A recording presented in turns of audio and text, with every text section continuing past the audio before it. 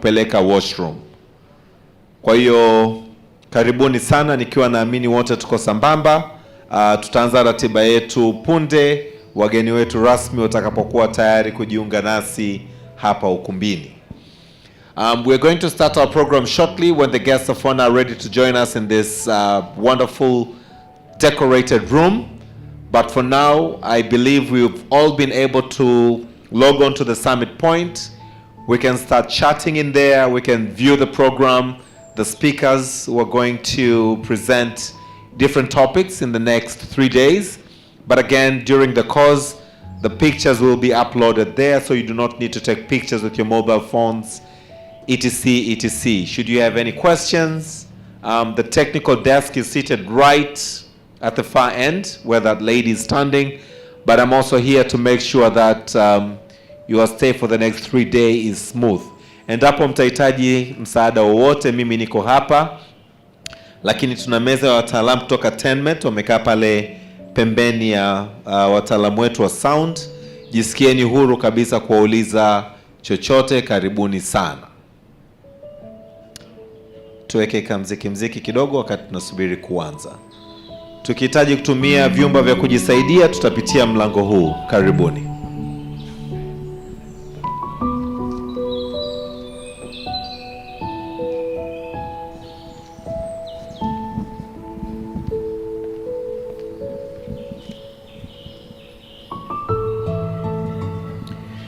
Naomba nichukue pia nafasi hii kuwakumbusha hizi simu zetu, naomba tuziweke kwenye mitetemo, vibration, au tuweke kwenye silence mode. May I request that we put our mobile phones on silence, on vibration mode during the sessions in here.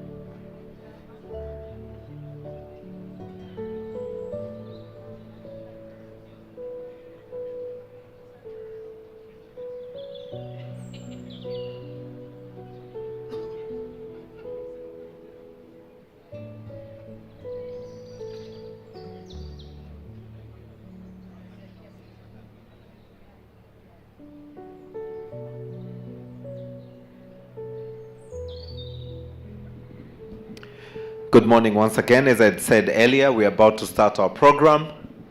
So I've been instructed, and allow me to communicate and convey this message, that we're going to be using English as a medium of communication in the next 3 days. Kwa hiyo hatutatumia lugha ya Kiswahili, lakini mara moja moja nitakuwa nachomekea. Kwa hiyo so we'll be using English in here. And very soon, the guest of honor as well as the members of the high table will start coming towards these ends. They will go through the exhibition outside, and then they will join us. Once they come, I will request all of us to stand up, and we'll clap our hands as they walk in and come to the stage, and then we shall sing the national anthem. After the national anthem, then we're going to go on to the official opening session, backed up and with a few speeches, relevant speeches that are going to speak of the objectives and anticipation for the next 3 days. After that, we're going to go on towards the end. After the opening ceremony, we're going to have a panel discussion that will give a reflection on the main conference theme. And after that, we're going to go on to a tea break and then follow up other presentation and panel discussions. This will start any moment now. So as we wait, I would like you to all be very comfortable. I believe we all have the copies of the program, either hard copies through the conference bags we've collected or through the application that we had downloaded earlier on. As I said, speeches, presentations, session photos, all will be uploaded onto that application. So if you do not have that application yet, please go to Summit. I have no idea what that application is called, but go to that application, download it, and go to TenMet. There's no any code, and you'll now be able to view the content of this meeting. So thank you so much for being here on time. May I please also remind that we put our mobile phones on silence or on vibration mode. And should you want to exit, those seated on this side, that is our door. And from that side, we'll use that door. If you want to use the washrooms, gents, ladies, right this side. Thank you so much, and I will let you know as soon as we're ready to start. Thank you.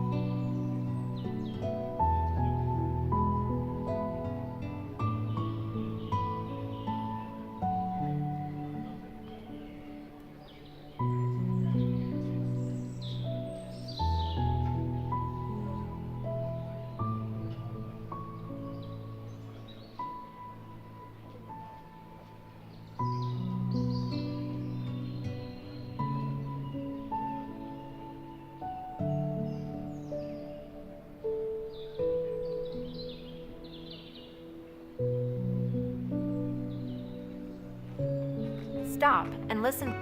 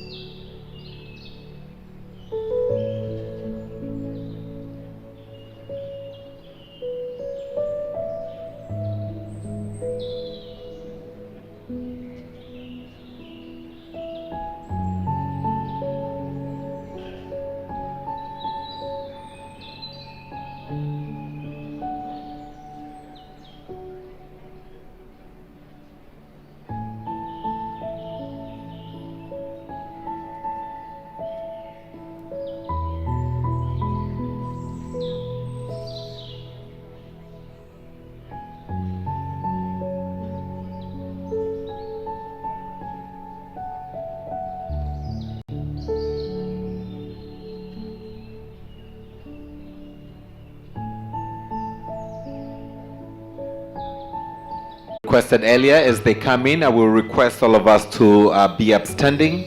We'll clap our hands, and while we remain standing, we shall sing the national anthem, and then we shall proceed with the opening remarks. Thank you.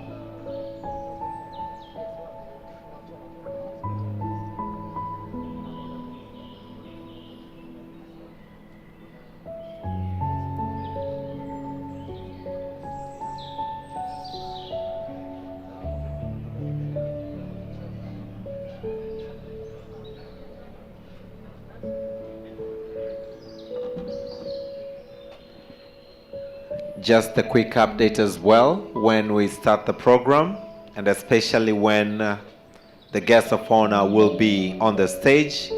We shall not be using this door to exit should we want to use the washrooms. We shall use either of the doors to go around. Kindly take a note, when the guest of honor is here, we shall not use this door to exit to go to the washrooms, but we shall use the doors at the back.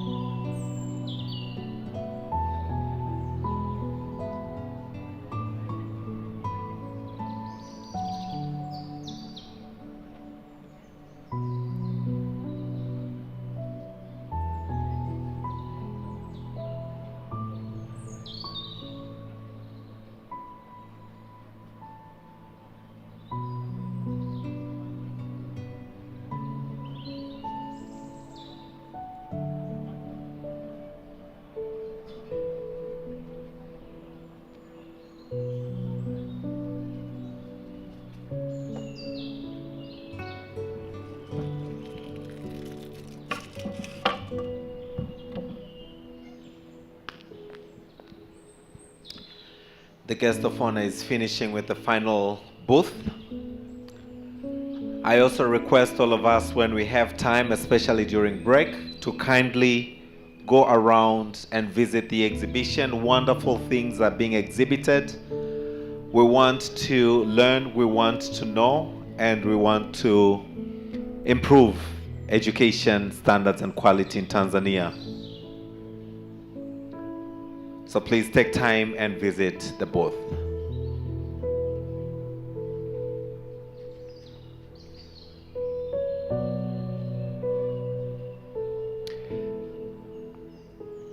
May I request all of us to please stand up? Can we all please stand up?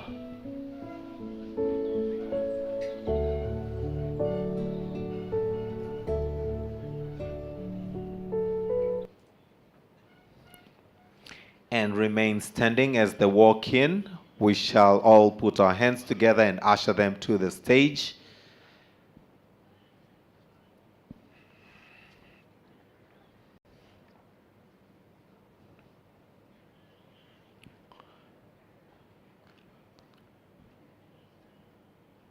Any moment now.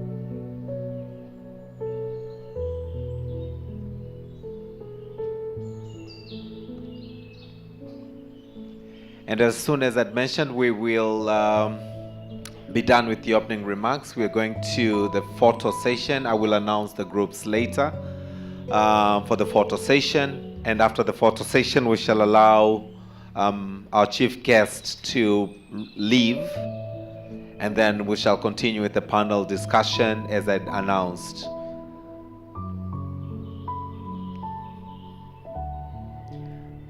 This is an education session, and I believe this standing will be healthy for us. So let's just bear another couple of seconds as he's about to walk in.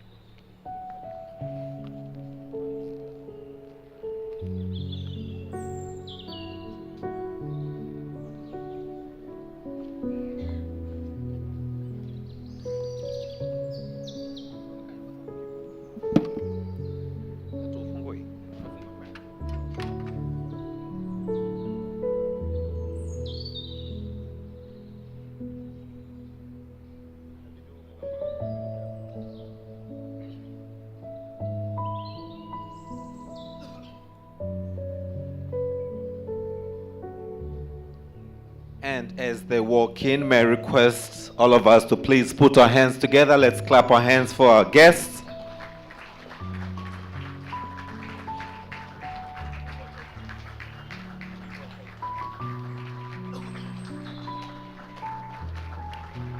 Karibu sana mheshimiwa, karibuni sana waheshimiwa wageni wetu.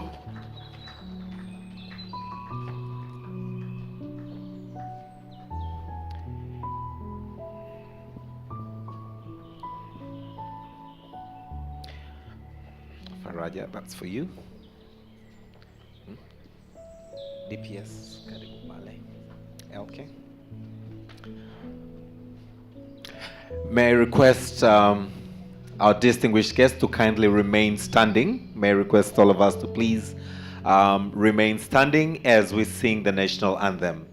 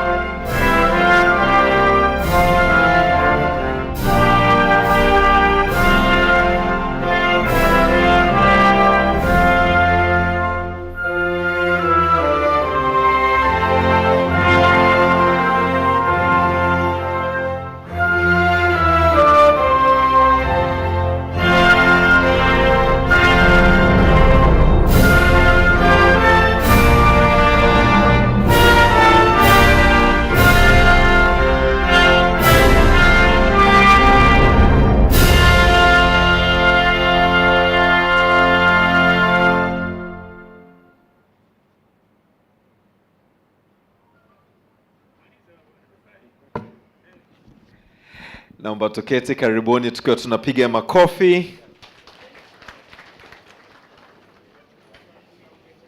The national anthem is a prayer, and we've only blessed Africa, so we believe that Tanzania is also very blessed. Honorable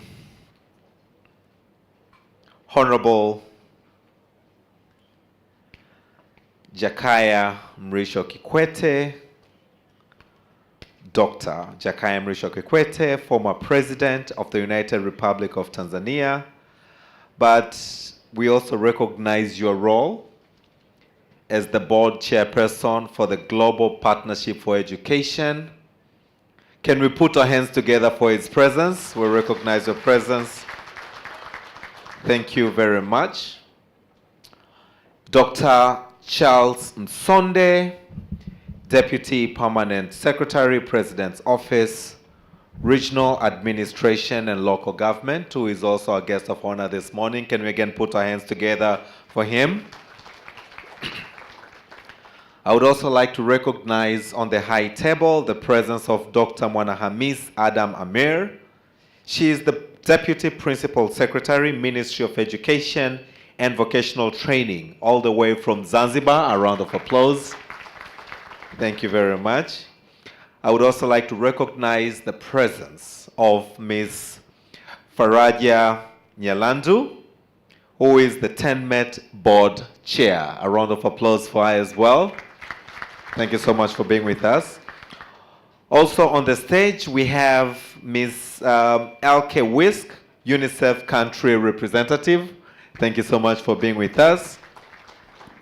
I would also like to take this opportunity to recognize all of you present, starting at the government representatives, all the government representatives present, those from the private sector, from the NGOs, the CBOs, both local and international, our development partners. I would also like to recognize in a very special way the presence of our sponsors and all the partners who made this event a great success. We have amongst us students, honorables, from Mtoro Secondary School all the way from Dodoma. Can we put our hands together for them? Distinguished guests, members of the press, ladies and gentlemen, Jamhuri ya Muungano wa Tanzania. And a very warm welcome to you all, and welcome to the third International Quality Education Conference, which is happening in Dar es Salaam for the first time under the theme Rethinking Education Systems in the Fourth Industrial Revolution. The third International Quality Education Conference aims at bringing education stakeholders from diverse backgrounds to exchange and share experiences, various educational information, which we're going to be equipped with in the next 3 days, as well as lessons for the best practices in the implementation of education models, research findings on education delivery, and leadership and management of education for the better policy and practice. This is what has gathered us for the next 3 days, and I'm delighted now, with your permission, guests of honor, members of the high table, to invite Mr. Ochola Wayoga, who is the National Coordinator for TENMET, to give us his welcoming as well as introductory remarks. A round of applause as he comes to the podium. Mr. Ochola, you want to come this side? Thank you. Thank you very much.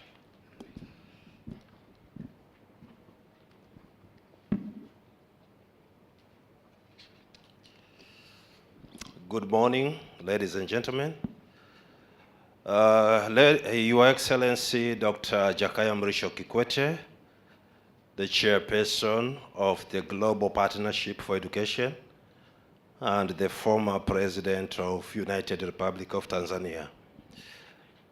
Dr. Charles Msonde, our guest of honor, the Deputy Permanent Secretary, President's Office, Regional Administration and Local Government, Deputy Principal Secretary, Minister of Education and Vocational Training, Zanzibar, Dr. Mwanahamisi Adam Amer, representatives from different government ministries, departments and agencies of all Tanzania mainland, UNICEF Country Representative, Ms. IQEC, Ms. Faraja Nyalandu, Board Chair of Tanzania Education Network, Ms. Ellen Fish, Head of Cooperation, Global Affairs, Canada, representatives from international organizations and development partners present,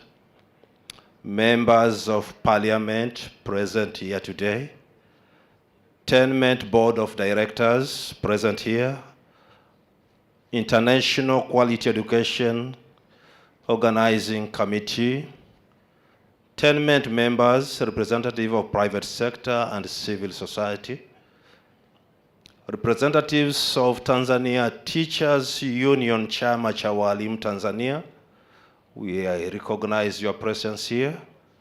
Students of all levels, from basic education to higher education, media, coalitions, representatives from Rwanda, Kenya, Zimbabwe, Malawi, Lesotho, Zambia, Mozambique present here. Good morning once again. Ladies and gentlemen, on behalf of myself, Secretariat, Tenement Board, Tenement members, and IQEC Organizing Committee, who have tirelessly worked to put up and to organize the 3rd edition of International Quality Education Conference. May I take this opportunity to thank you all for attending this noble event. We are delighted as a network and fully aware of your commitment in advancing quality education in the respective countries and in Tanzania in particular. Your technical support and the resources has been instrumental and indeed helpful as we all chart the same cause of ensuring education is given the maximum priority if a country has to prosper and develop its productive human capital. This year's theme, Rethinking Educational System in the 4th Industrial Revolution, is a reflective of the 4th Industrial Revolution. And if not, what needs to be done for Africa to upload itself in this race where artificial intelligence, digitization, technology advancement, fintech, and the future of work and productivity is defined and positioned by the 4th Industrial Revolution. Ladies and gentlemen, my role tonight is quite straightforward, and allow me now to switch to that role, having briefly shared my thoughts on educational system and the 4th Industrial Revolution. My role tonight is to introduce you to each other so that we are all aware who are the participants, moderators, sponsors, presenters, and technical persons in this conference. And further, to acknowledge your presence. To start with, allow me to introduce the following delegates with their respective organizations and agencies. And as I call upon your name or the name of institution you are coming from, kindly stand. And as you stand, I would indeed also request that the audience welcome you by an applause. So let me just start mentioning the delegates so that we know each other and we will be good to go. We have representatives from the Ministry of PORAG. All present here, can you just stand up and we identify and acknowledge your presence? PORAG.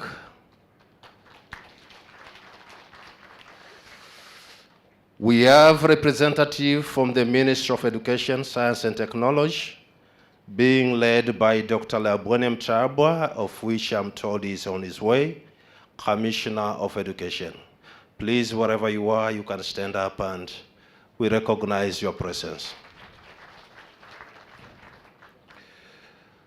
We have also senior, we have a representative from Global Affairs Canada, who is representing Global Affairs Canada. Possibly they're on their way.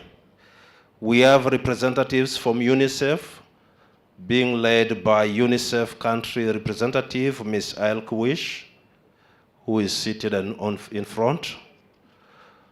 We have a representative from Sweden Embassy, representing them, ambassador. But also we have representatives from World Bank, being represented by Dr. Innocent Mulindwa, Senior Educational Specialist. We are told she's on her way.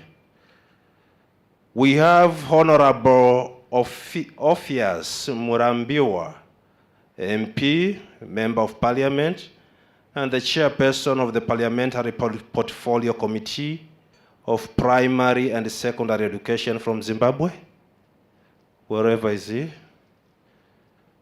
I think we have a representative or regional program manager, EOL, Horn of Africa, East and Southern Africa, Mr. Richard Olong.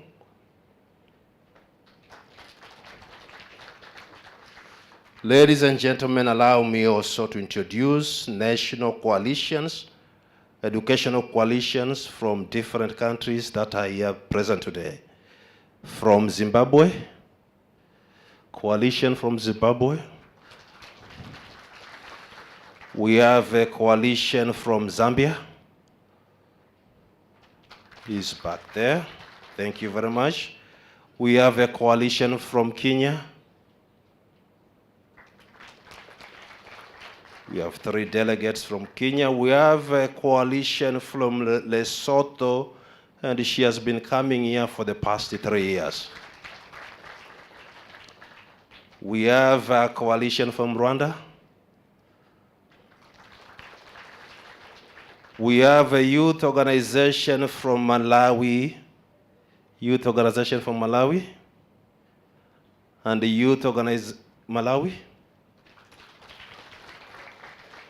We have a youth organization from Mozambique.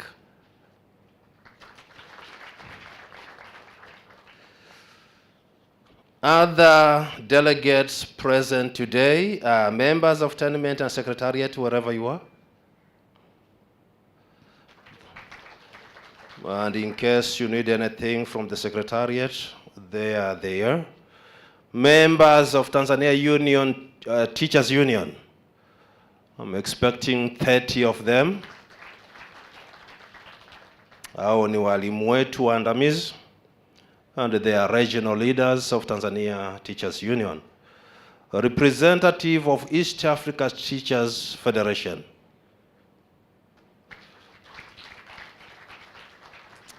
All students, regardless of the level you are coming from, be it a university, students from primary school and secondary school around here today, including girls ambassadors. We have a private sector, Vodacom, and all who are present here today. We have media representatives here. We have quite a number of them. And you could see them around. We have moderators and panelists and paper presenters. All of you are here today. Moderators and paper presenters, wherever you are.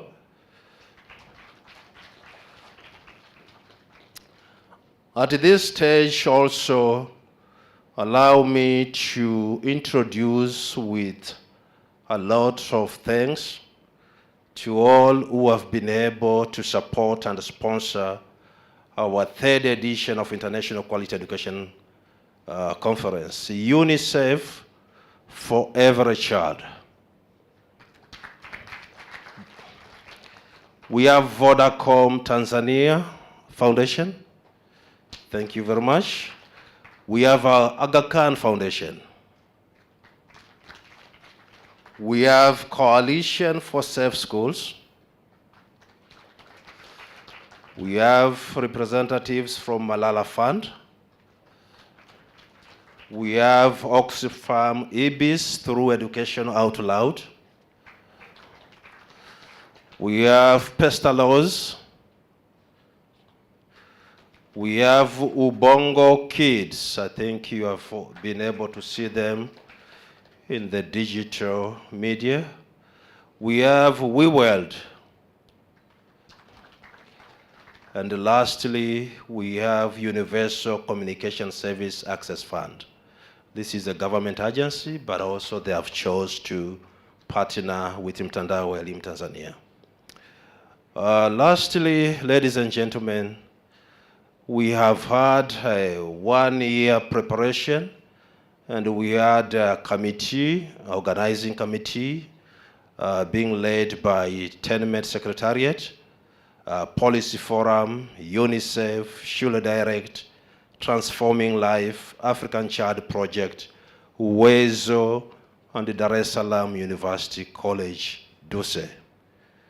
On behalf of organizing committee, the board and Tenement members, allow me to extend our sincere gratitude to each one of you, and in particular our sponsors, for enabling this event to take place here in Dar es Salaam for the next 3 days. Your unwavering dedication and support have been instrumental in making this conference a success. Let us continue to build upon the collaborations established here and work together toward a future where quality education is accessible to every learner. Thank you for listening, and God bless.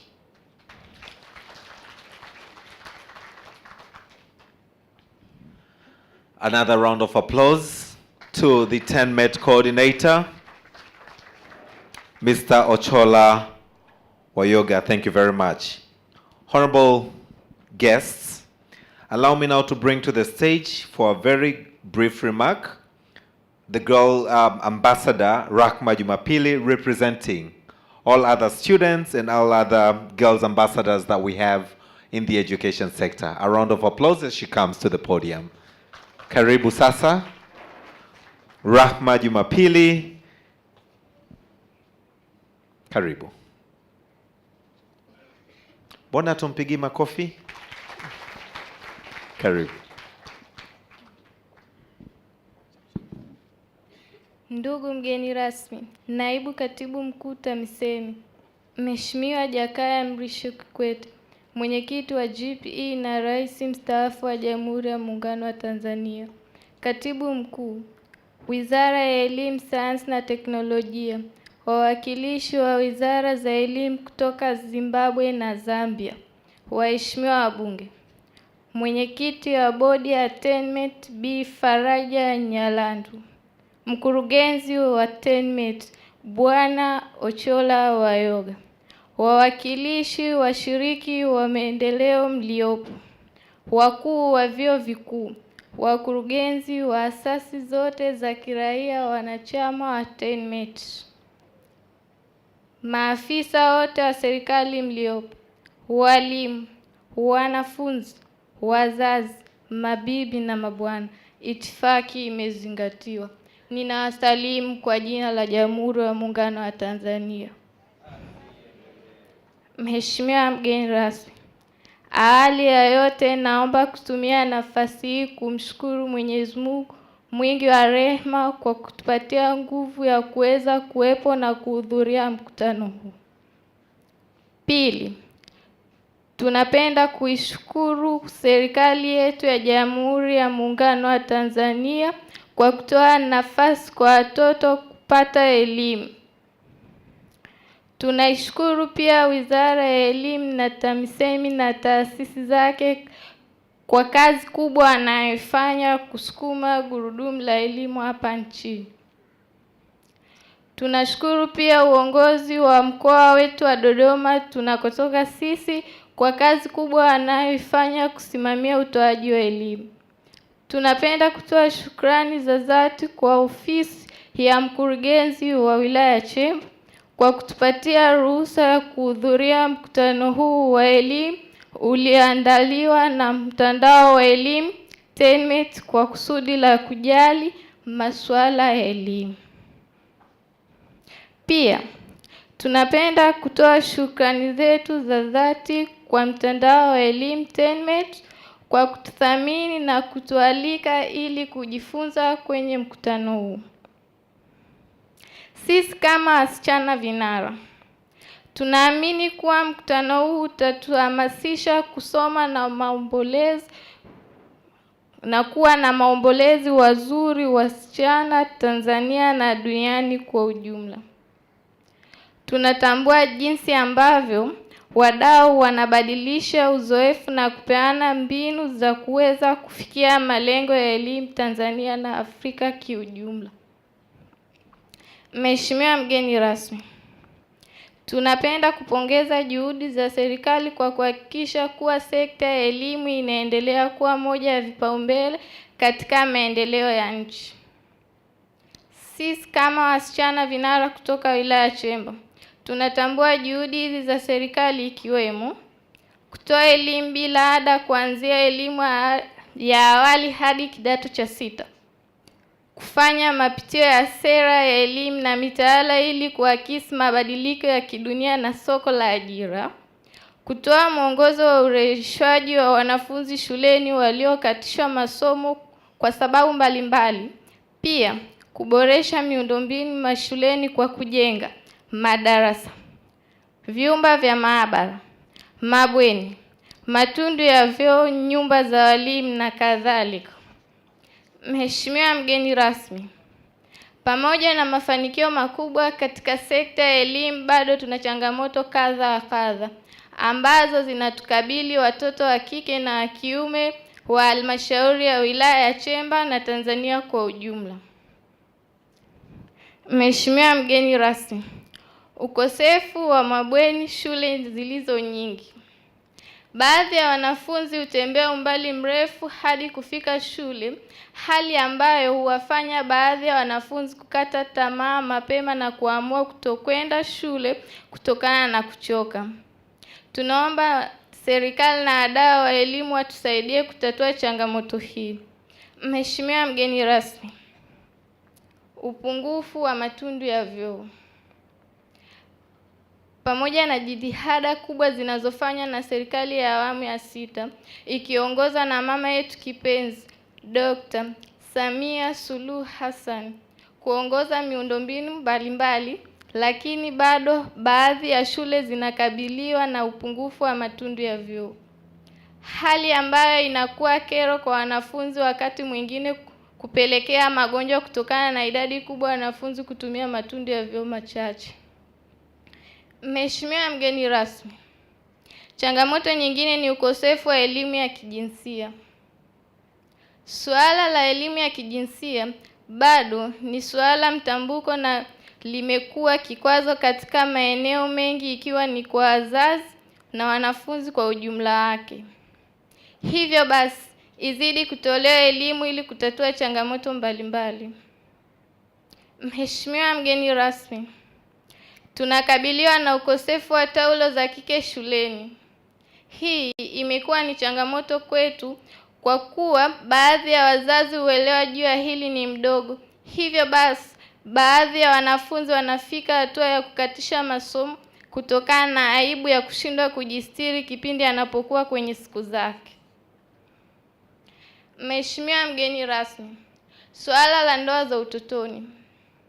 Baadhi ya jamii ambazo zinashikilia na kuendeleza ndoa za utotoni, hali ambayo inasababisha baadhi ya wasichana kukatiza masomo yao na kushindwa kutimiza malengo yao, na hivyo kusababisha wimbi kubwa la umaskini katika jamii.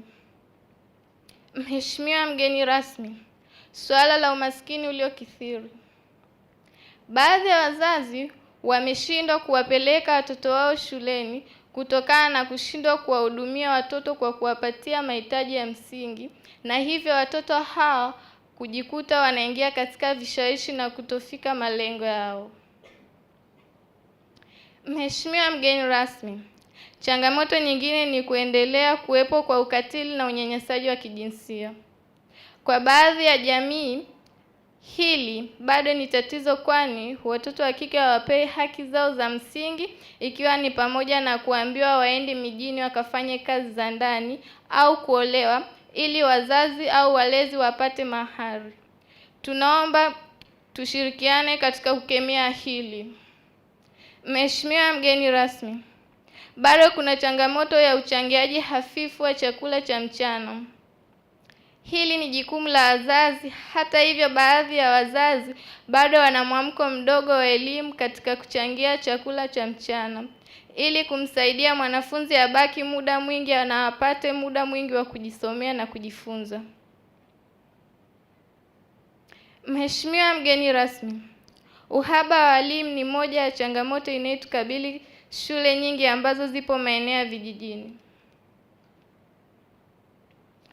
kutokana na miundombinu mibovu ya makazi ya walimu kutokuwa rafiki, hivyo kupelekea walimu wengi kutofika maeneo ya vijijini.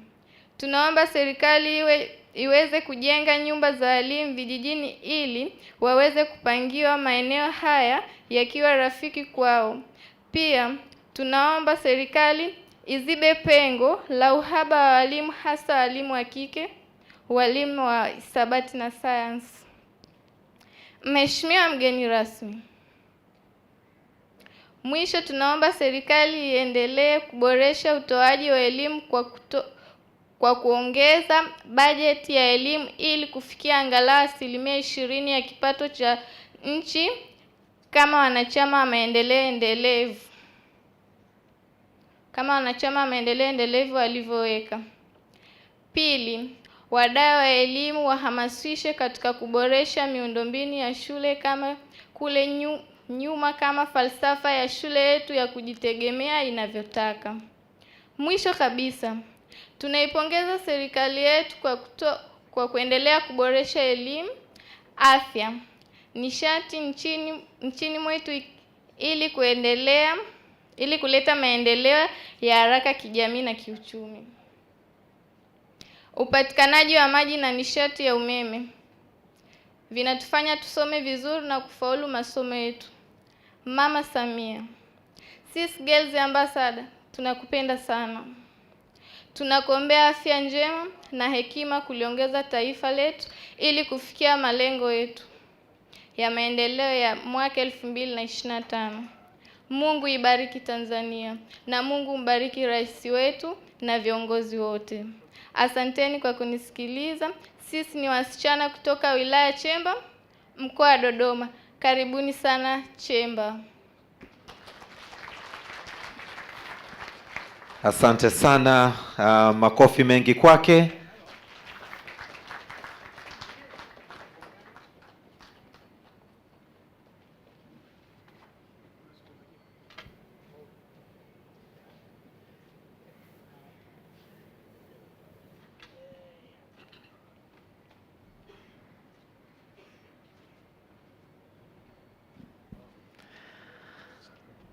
Thank you very much, Rahma Jumapili, Girls Ambassador. I will repeat briefly, maybe 2 or 3 or 4 lines from what she said.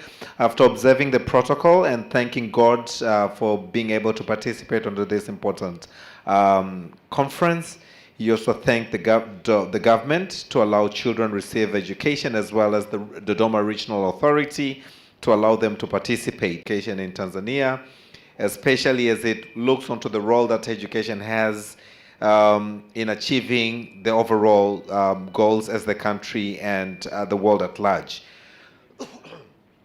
She's identified some, I've picked a few of the initiatives that the government has put on place to ensure that education is both in Tanzania, which include fee-free education, the way the government is looking keenly on the policy issues, the labs that the government has built, dormitories, etc. But she also noted that there are some of the challenges that they face. These include the distance that they have to walk to school because they do not have dormitories close to their schools. She also noted that the schools have inadequate toilets, and which could lead to eruption of diseases. We do not have gender-based education in schools. Then special rooms to help them during menstruation. There are also some challenges with regards to early marriages, poverty within the families, that the parents are not able to provide basic needs for them to attend schools. She's also noted that there are issues of gender-based violence in some of the communities. And also meals, although it's a responsibility of the parents to ensure that they have meals, especially lunch, but it's still difficult. They face some difficulties onto that. And shortages of teachers. And she's called the government to look onto possibility of increasing housing so that teachers can be able to go to remote places, and also to fill the gap of especially female teachers, science and maths teachers. She's also called that the government to consider increasing the budget for education up to 20%, as they've pledged to do that and call the stakeholders, especially in the private sector, to contribute to improve the education quality in Tanzania. Then she thanked the government, the sixth regime, on their efforts to improve education, health, as well as the energy. And she ended up by blessing Excellency Dr. Samia Suluhu Hassan with good health and wisdom as we head towards, as she leads the country. Round of applause for her once again. Naomba tumpigie tena makofi. Thank you so much, Rahma Jumapili, Girls Ambassador. Honorable guest of honor, Your Excellency, Dr. Jakaya Kikwete, members of the High Table, allow me now to bring onto the stage for very brief remarks our sponsors for this conference. To start with, Vodacom Foundation, Zuwaina Farah, Director of External Affairs, and the Vodacom Tanzania Foundation. She will be followed by Global Affairs Canada, Helen Feich. As she comes, please come. Let's put our hands together for her.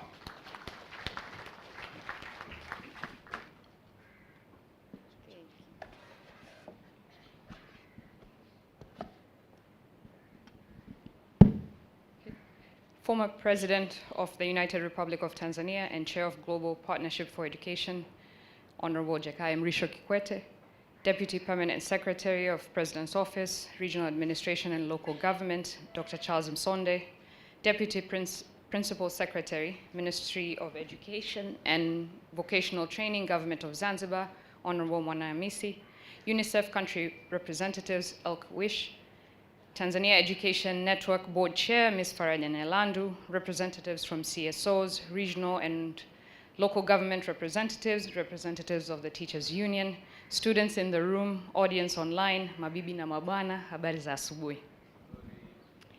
I stand before you today on behalf of Vodacom Tanzania with a deep commitment to reimagining and rethinking the educational landscape in Tanzania and across Africa in the fourth industrial revolution. The next 3 days, a journey, should not just be about embracing change, but also becoming architects of a future where education is the cornerstone of progress. While strides have been made towards success, the reality of education landscape, particularly quality of education in early grades, remains a challenge. Astonishingly, only 5.4% of students in early grades read with comprehension, indicating a critical gap that demands our attention and action. Compounding this issue is the lack of resources for both teachers and students. A staggering 66% of teachers report inadequacy in materials for teaching core subjects, and a concerning 89% of students attend classrooms without supplementary readers. This reality underscores the urgency for interventions that bridge this resource gap and elevate the quality of education. Gender disparities, especially in secondary education. While primary school enrollment is nearly equal between girls and boys, only 1 in 3 girls who start secondary school will complete their lower secondary education. Economic hardship, early marriage, teen pregnancy, and gender-based violence contribute to low secondary enrollment for girls. These challenges, though daunting, are not insurmountable. The World Bank National Panel Survey sheds light on both progress and gaps in Tanzania's education system. Notably, there has been an increase in net enrollment rates, with the most significant improvement observed in secondary schools. For the next 3 days, as we ponder the reasons and challenges, it's evident that understanding these factors is crucial for informed policy decisions. Leveraging the data and behavioral insights, we must identify the drivers of progress and the challenges that persist, including those aggravated by global shifts and the pandemic.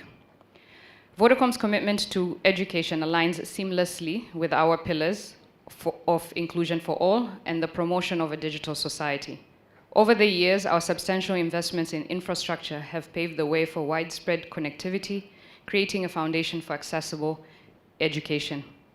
Through the foundation, we have channeled more than 15 billion Tanzanian shillings towards fostering development since its inception in 2006, breaking down barriers and ensuring that every individual, regardless of their background, has the opportunity to thrive in the digital era. In closing, I urge technology companies, in collaboration with key stakeholders, to leverage existing infrastructure and invest strategically in promoting better education. Let us turn these challenges into opportunities for innovation and progress.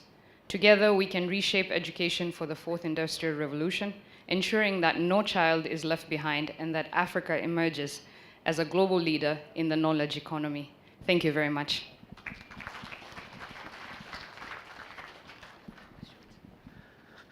Thank you very much, Vodacom Tanzania, represented by Zuwaina Farah, Director of External Affairs and Vodacom Tanzania Foundation, also for your support and all the innovation you put in promoting education in Tanzania.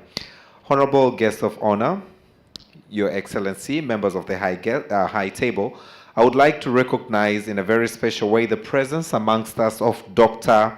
Kujoke. Dr. Kujoke, please stand up so we can recognize you. If you can wave your hand.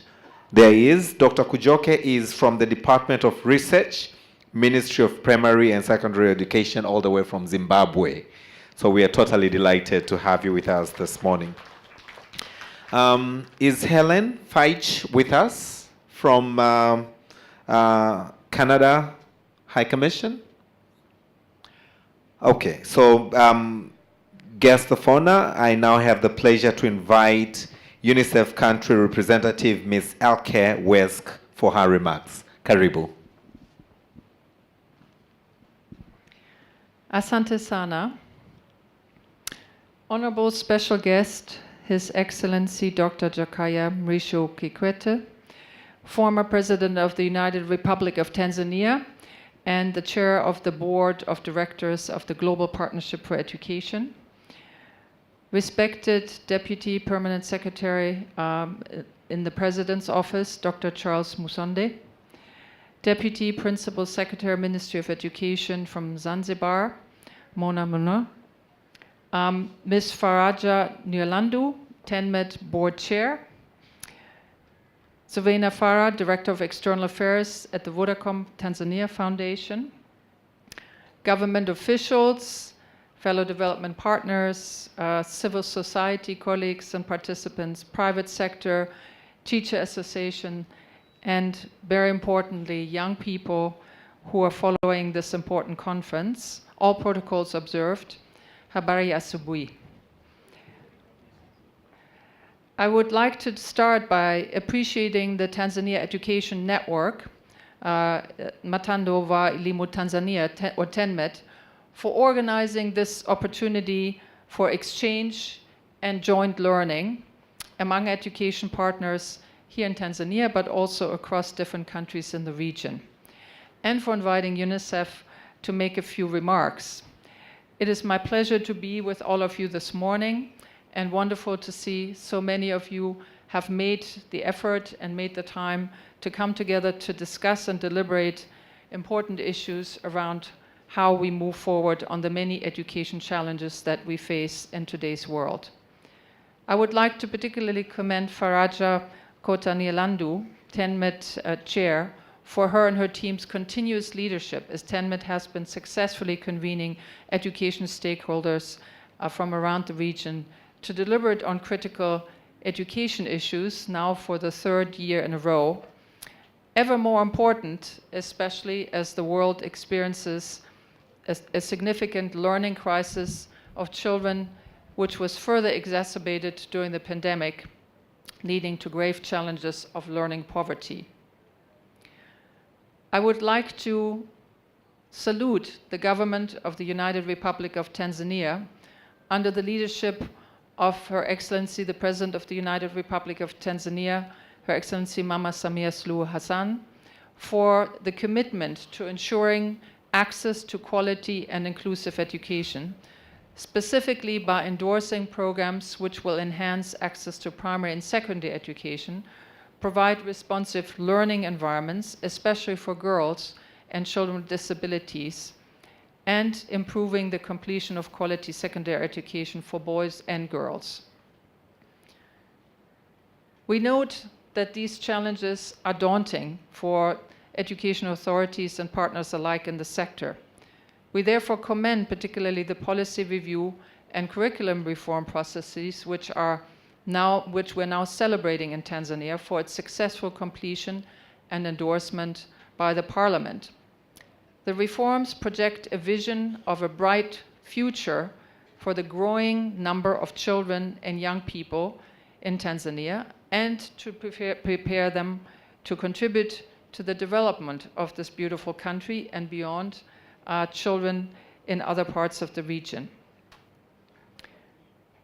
It is, of course, a special honor to be in the presence of our special guest of honor, former President of the United Republic of Tanzania and the Chair of the Board of Directors of the Global Partnership for Education, Dr. Jakaya Mrisho Kikwete.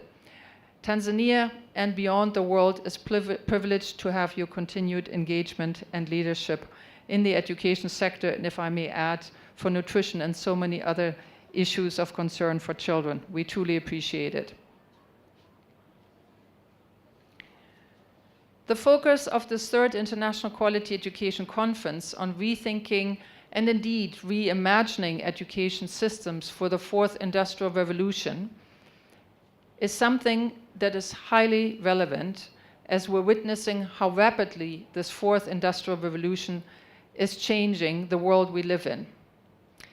While being characterized by the advancement of technology, it is important to note that the fourth industrial revolution is about more than just technology-driven change. It is an opportunity to help everyone, to bring capacities, to bring skills, starting with leaders, policymakers, professionals across all sectors, starting with our young people in schools from all backgrounds, to harness these converging technologies in order to create an inclusive, human-centered future. For this, all of us, and particularly our young people, will require capacities and skills to seize these technological opportunities.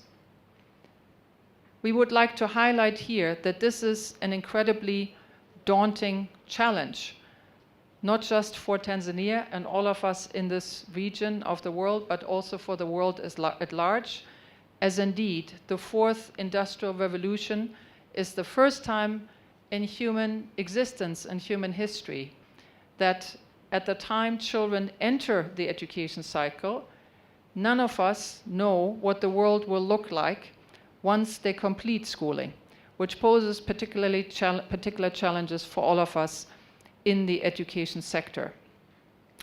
To note also that these technologies, while these technologies have become more affordable, especially during the pandemic, when schools were closed in many parts of the world and more than 2/3 of children globally were unable to access online learning, has highlighted the digital divide and the importance of tackling issues of connectivity, electricity supply, affordable data, and important access to devices, which are compounding factors that already impede access to regular learning and education, but particularly access to digital learning. We recognize the evidence that increasingly shows that digital learning is more effective when embedded in a clear pedagogical framework supporting teachers. This again raises new challenges regarding the role and required skills needed for teachers to effectively deploy technology. Again, the reforms that Tanzania is embarking on are a good opportunity to start tackling all of these challenges head on. We would like to maybe highlight a few of the questions that this gathering will deliberate over the next few days. Important questions for ourselves on how our education is prepared to respond to these changes, to what extent our children are being trained to fit into this new system of the digital world, and the jobs that eventually will be there for them to take up. How are we transforming their skills and their capacities to become future job seekers in this increasingly digital world? These are some of the very important questions that we will be looking at over the coming days to make sure that children in Tanzania and beyond in the countries from the region who are participating are ready to seize this important challenge. As education systems fully recovered from the pandemic school closures, we can choose to reimagine education and address this learning crisis by leveraging the benefits from the fourth industrial revolution to expand opportunities for millions of children and young people, giving them the chance to learn and earn a decent living, and importantly, to contribute to the development of their countries. Scaling up equitable digital learning requires actions by governments, development partners, civil society, academia, and the private sector to bridge the electrical and digital divides, to ensure the effective implementation of digital and blended learning for all children and their teachers. In addition, children's well-being as healthy sleeping patterns, school life balance, social life, and quality family time are also important and need to be protected, while online security is another important area that needs attention. We would like to recommend that this important group therefore explores in your discussions over the next few days how we can bring electricity and connectivity to the millions of unconnected children with an accelerated pace and with reduced cost of connectivity and devices. How can we design inclusive digital learning that reaches the most marginalized children and youth, especially for them to start from a young age?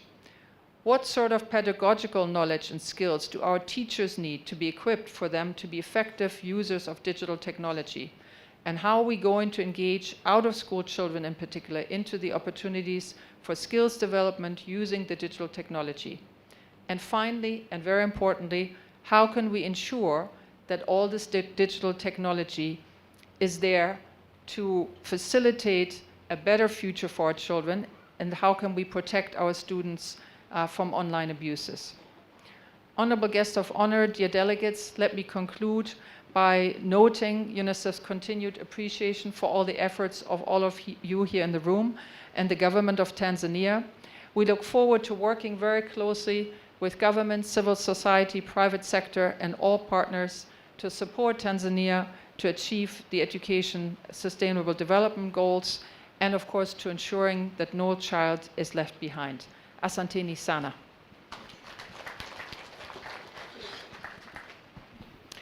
Thank you very much, LK, UNICEF country representative, and again for your continued efforts and support to the government of Tanzania in promoting education. Honorable guests of honor, Your Excellency, former President, members of the High Table, I now have the pleasure to invite to the podium Faraja Nyalandu, who is the TENMET Board Chair, for brief remarks, and after that she will do a special note of gratitude to you, Your Excellency, Dr. Jakaya Mrisho Kikwete. A round of applause for our chairperson, Faraja Nyalandu, as she comes to speak to us.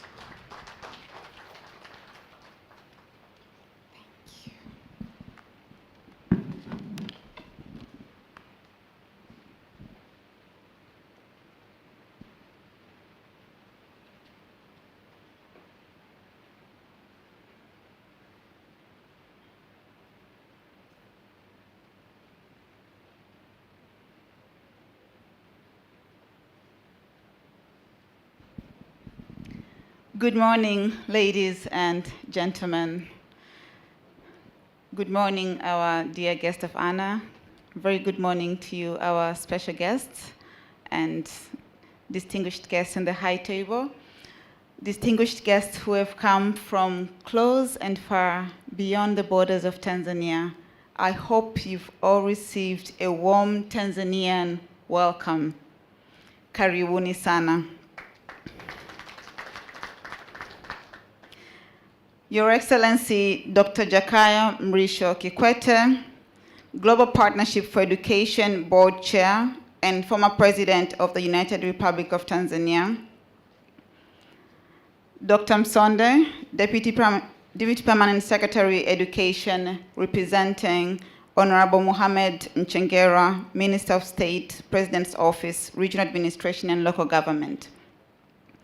Permanent Secretaries and Directors from the sector ministries, Commissioner for Education from the Ministry of Education, Science and Technology, representatives of Global Partnership for Education, Education Out Loud, and ANSEFA, representatives from different government ministries in the United Republic of Tanzania, mainland, and Zanzibar, representatives from international organizations and development partners, representatives of the private and civil society sectors, members representing the Tanzania Teachers Union, our sponsors, UNICEF, Aga Khan Foundation, Pestalozzi, Ubongo Kids, Vodacom Tanzania, Coalition of Good Schools, We World, Embassy of Canada, Malala Fund, Ibis Oxfam, and UCSAF.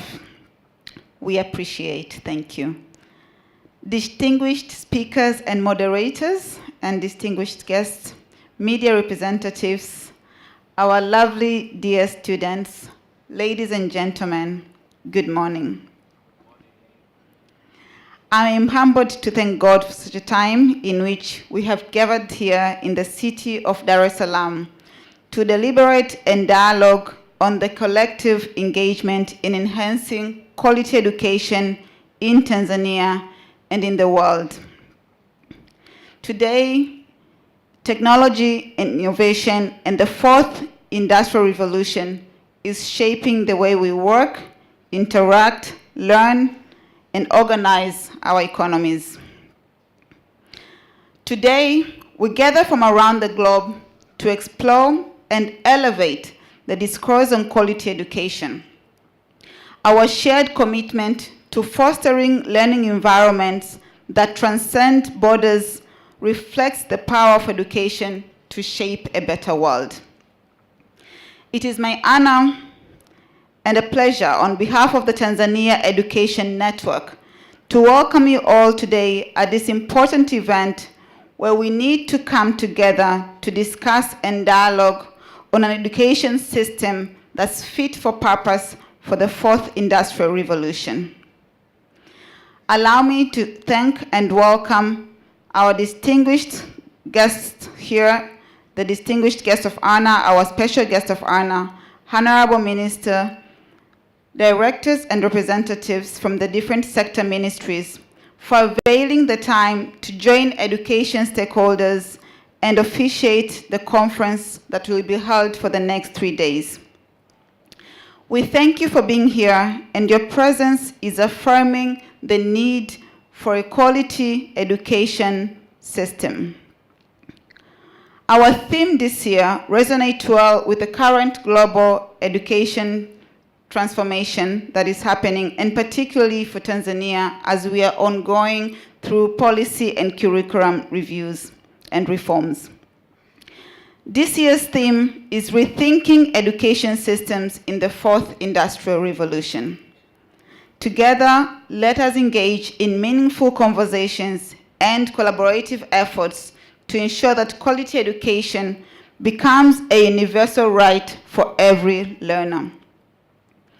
Ladies and gentlemen, distinguished guests of honor, in the same spirit, allow me to welcome all delegates from all walks of life who have traveled from different parts of the world and also following the conversation online to attend and engage in this important gathering. TENMET is indeed indebted with the pursuit and passion for education and Africa's development and growth through human capital. This meeting will be endowed with rich experience, expertise, knowledge, and befitting global context and dialogues pertaining global context and local context, which is important in transforming education systems in the wake of the fourth industrial revolution. TENMET is privileged to host the third edition of the International Quality Education Conference in Tanzania. As always, this conference is aimed to seek collective sustainable solutions and generate best practices and build education systems that will not only govern practices for the civil society, but also govern practices for the policy makers.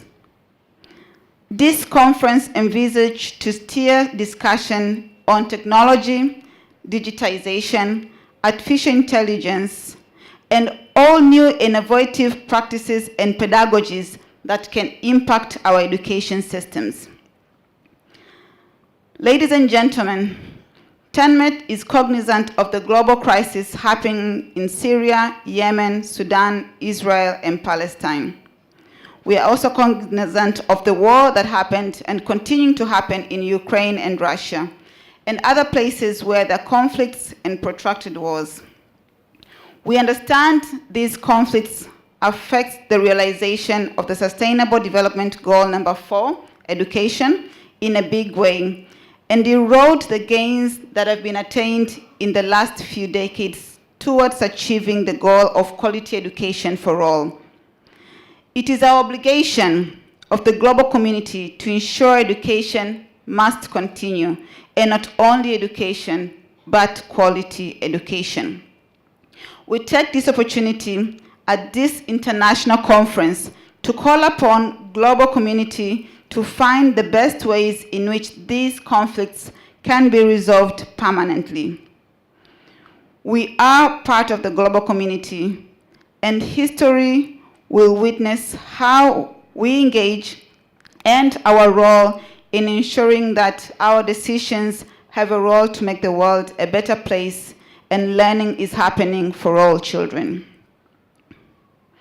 Ladies and gentlemen, very briefly, TENMET is a national network of 219 education civil society organizations working in Tanzania and in both Tanzania, mainland, and Zanzibar through their partner organizations.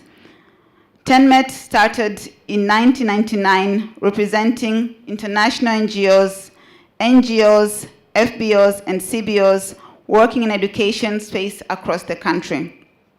Our vision is a national education system through which every Tanzanian child has the opportunity to engage in quality, inclusive education.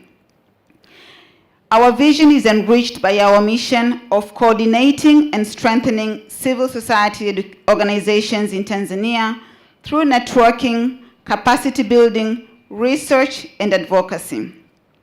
The main goal of the Tanzania Education Network is to achieve equitable access to inclusive education in Tanzania. This is embedded in our strategic focus of creating national and international platforms for stakeholders' engagement. The network has been instrumental in contributing positively into the education sector in the country through constructive dialogues with the government through the Ministry of Education, Science and Technology, the President's Office, Regional Administration and Local Government Ministry, together with development partners and all stakeholders in education space. Education is at the heart of what we do. And through quality education, we understand we can precisely define and quantify the trajectory of our economies and development in many years to come. The late Nelson Mandela once said, "Education is the most powerful weapon which you can use to change the world." Again, this year's conference is dedicated to rethinking education systems for the fourth industrial revolution, arming our economies, communities with a powerful education system that can deliver results and ensure development for our countries. As I conclude, here in Tanzania, we have embarked on reforms in the education sector. Indeed, the massive reforms which we have been witnessing in the last few years are going to change our education system.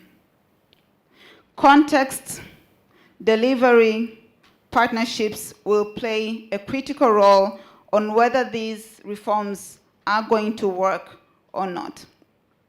I believe the discourse and discussions that will come out of this conference and the deliberations for actions will inform practices that will ensure these reforms, the reviews, and the changes that we are going to see in the education sector are going to bear fruits and ensure our children are learning. Ladies and gentlemen, as we embark on 3 days of dialogue and shared insights, let us collectively envision a future where education is a transformative force, where education is breaking barriers and nurturing the intellects of generations to come. Our pursuit of excellence in education is not just a goal. This is a shared responsibility that transcends communities and borders. May our discussions here spark innovative ideas and collaborations that can give way for a brighter and more inclusive education landscape globally. I appreciate each one of you. I thank you for joining us on this impactful journey. It is now my honor to have a special recognition occasion where we will be sharing a very sentimental, dedicated, but well-deserved award to our former president, His Excellency Dr. Jakaya Mrisho Kikwete, and the chairperson of the Global Partnership for Education. Thank you all for listening. Thank you all for being here. I look forward to 3 days of a wonderful international quality education conference. Thank you.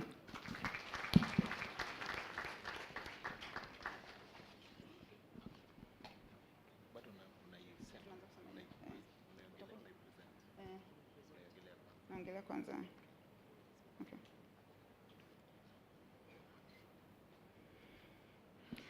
Honorable guest of honor, distinguished guests, and fellow education enthusiasts, on behalf of the Tanzania Education Network, I would like to take this opportunity to honor a leader whose impact on education has not only been profound, but has also become a cornerstone and a fabric of our nation. We stand in awe of the remarkable commitment to quality education that has transcended beyond the borders of our country to the world. As you may recall, throughout his leadership, he has demonstrated an unwavering commitment to fostering a culture of learning and enlightenment. He has tirelessly championed the cause of education as the cornerstone of societal progress, recognizing its transformative power to uplift individuals and entire communities. His Excellency Dr. Jakaya Mrisho Kikwete has exemplified unparalleled commitment and leadership to enhance the quality of education with visionary initiatives and a quest for excellence, not just in Tanzania, but globally. Through his collaborative approaches, Dr. Jakaya Mrisho Kikwete has ensured the active engagement of civil society organizations and a dynamic education ecosystem that values the role of each stakeholder. His door was and has always been open for policy dialogues, innovative strategies, and partnerships to pursue the mission of quality education. I am sure many of you can testify to that. In recognition of his extraordinary achievements, it is only fitting that we express our deepest gratitude and present Dr. Jakaya Mrisho Kikwete with this well-deserved award at the International Quality Education Conference. May he continue to be a guiding light, inspiring future generations to embrace the transformative power of education. We wish for him many more years that will ensure out of his retirement, and not so much of a retirement, to continue engaging, pursuing, and one day realizing the power of education for our country and the world. May this recognition serve as a testament to his tireless efforts and inspire current and future leaders to prioritize and elevate the importance of education in the national agenda. Your Excellency, congratulations on this richly deserved honor. Haya makofi hayatoshi, ngoja niongee Kiswahili. Au tupige na vigelegele.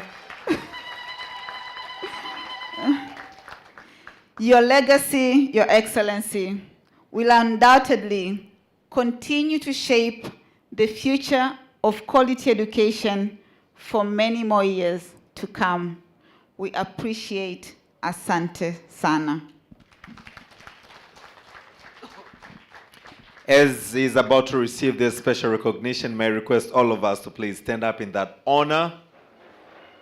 And let's continue to clap our hands. Let's just clap our hands.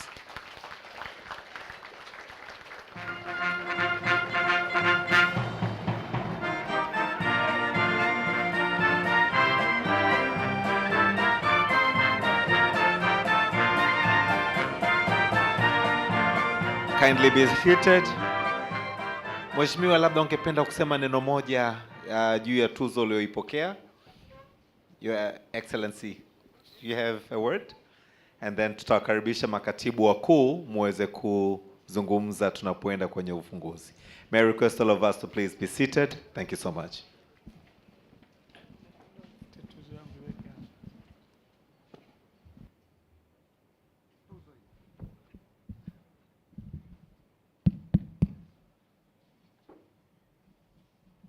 Sasa wenyewe wamezungumza Kiingereza, basi na mimi ngoja niseme Kiingereza kidogo, msije mkazani kwamba kimenipitia mbali.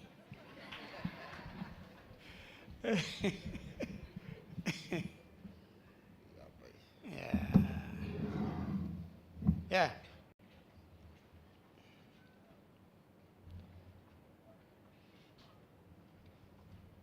Madam Faraja Nyalandu, Chair of the Board of TENMET, Dr. Msonde, DPS, President's Office, Regional Administration, Law Government, Dr. Mwanamisi, DPS Minister of Education, Zanzibar, representative of UNICEF,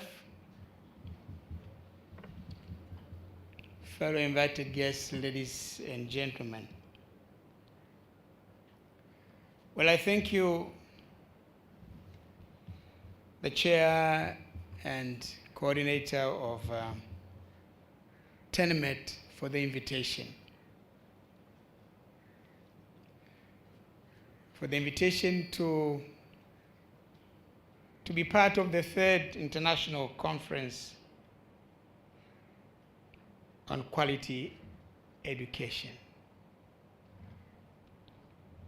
organized by TENMET. I congratulate and commend the TENMET leadership for choosing a very opportune theme: rethinking education systems in the 4th Industrial Revolution. The theme is very well aligned with the world we live in today and the world we will live in future from now. Indeed, this is the time to discuss this important matter,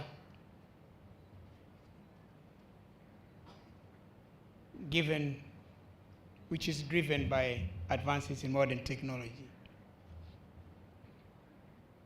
Yesterday, somebody sent me a clip.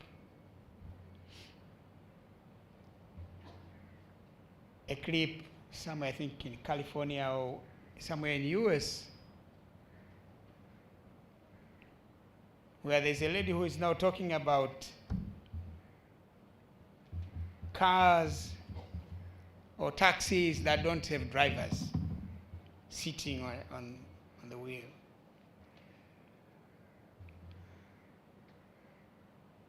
The car comes,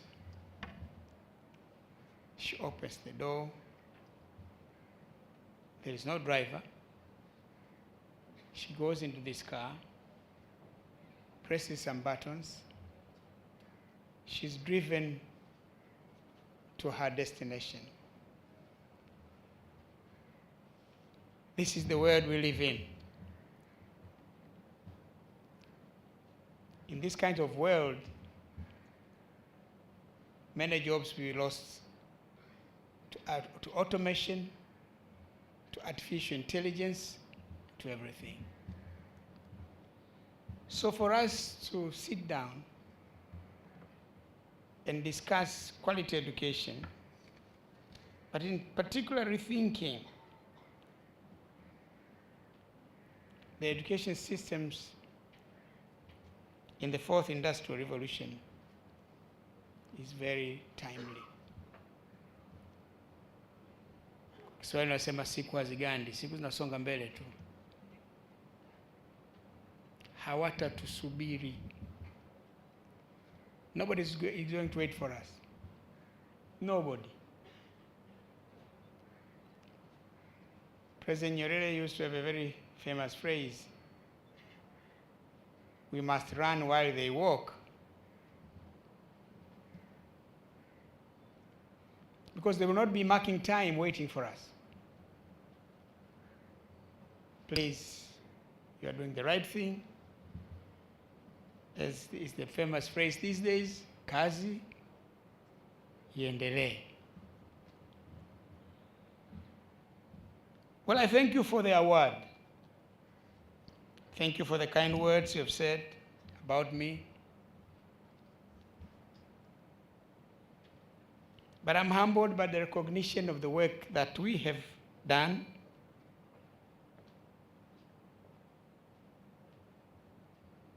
And what we were able to achieve during my tour of duty as president of our dear country. But there is a lot of unfinished business.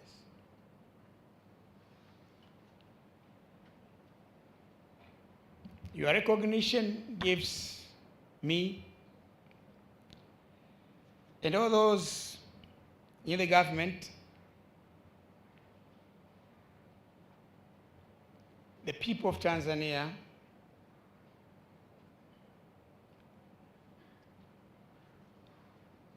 the donors who have been working with us, and the civil society organizations who have been part of what we have been able to, what we were doing, what we have been able to achieve. It is a heartwarming gesture, recognition. On behalf of all those, I thank you, and I dedicate this award to all those who have been working with me during my time.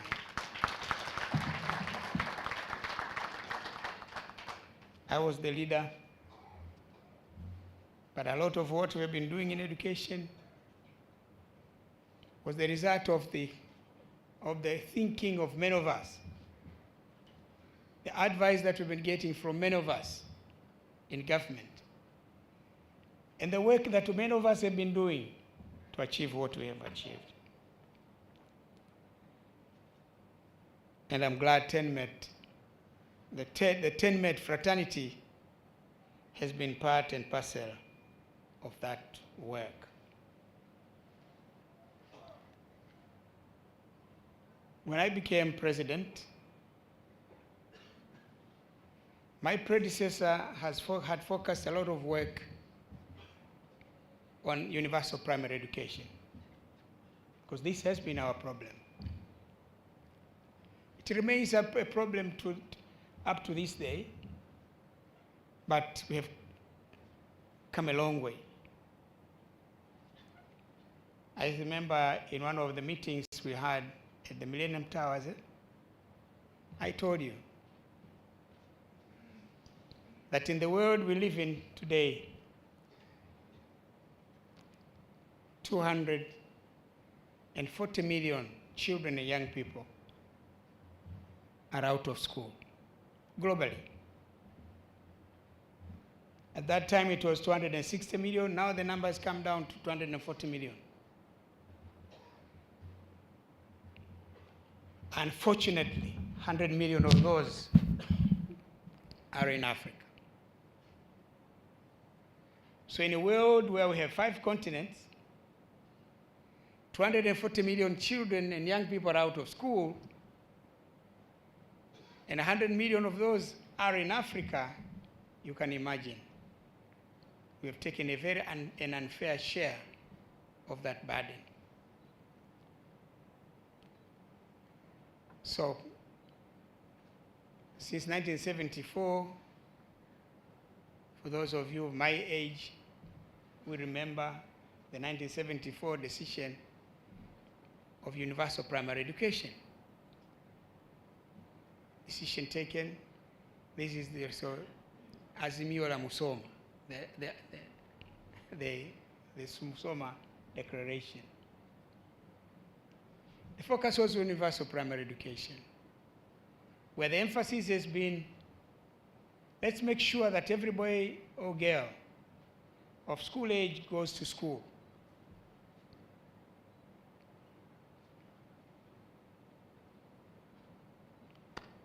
At that time, President Nyerere was saying, don't worry about a classroom. Even if it is under the shade of a mango tree, as long as you have a blackboard and a chalk, let children learn. It's work that continued through the second phase government, very much consolidated during President Mkappa's term, by which time when I became president, access to primary school education had reached about 96%. I had the easy but daunting challenge, the last mile, to take it to 100%. That's the focus we had with universal primary education. Complete where President Mkappa had left off. We tried our best. I think by the time I left, we had gone up to 98% or even 100%. The only area where we had some difficulties was with regards to children of nomadic herdsmen. We've been roaming with their children. So when we said we wanted to believe we had reached 100%, but we were cognizant of the fact that there were children of our countrymen and women who are in the forest with their cattle. There was a time when I was president, I went to Sikonge. I was commissioning a dam. And at that ceremony, one Skuma boy came. He was about 15, 16. He came close, I called him, then he came. I was talking to him. I asked him, do you know me? I said, sana nakujua kabisa. Wewe, unaitwa Kikwete. Ni nani? I said, wewe ni raisi. So I asked him a question. Where do you live? I said, tuko huko maporini. We are in the bush with our cattle. Have you been to school? I said, no. Do you want to go to school? I said, yes. So can I take you to school? Yes, but go talk to my father. So you can imagine, for me to go out to the bush, look for the father, talk to him to take this young boy to school. So we had these kinds of cases. But I think 2 years ago, I was coming from Bukoba. I'm Chancellor of the University of Dar es Salaam, and we are opening a new campus in Bukoba. So as I was driving from Dukoba to Tabora, and on the way we had a flat tire, so we stopped. And there was another young boy looking after cattle. It's between Nzega and Tabora. I asked him, do you go to school? He says, no. Why not? He said, well, baba hajanipeleka. Nikikupeleka utakubali kwenda? Sasa nitakwenda. This was after 6 years after I retired. So that's why I'm saying we did a lot of work, but this is unfinished business. There are still out there young boys and girls. Fortunately, when I stopped by Tabora, I took note of the village. I talked to the regional commissioner. The regional commissioner was not there at that time, but I spoke to the regional administrative secretary and the leadership of the region. I said, there's this village. I met this young boy. He's out of school, but he wants to go to school. Then they reported to me. They traced the boy, and they've taken the boy to school. So I'm saying a lot of work has been done. And by the time I left, I would say we had got up to 99% or even 100%. But there is still a lot of business which we still have to continue to do. But the most challenging thing during my time, was with regards to secondary school education. That time, around 6, but less than 10% of all boys and girls who finish primary school can have access to secondary school. And they can't have access to secondary school simply because the schools were not there. It's not someone not passing the primary school exam. Because, and the famous words during our time was, he did not fail. They did not fail, but they have not been selected. Hakufeli ila hakuchaguliwa. So they looked comforting words. But to the parents who wanted their boy or girl to go to secondary school, these words are not good enough.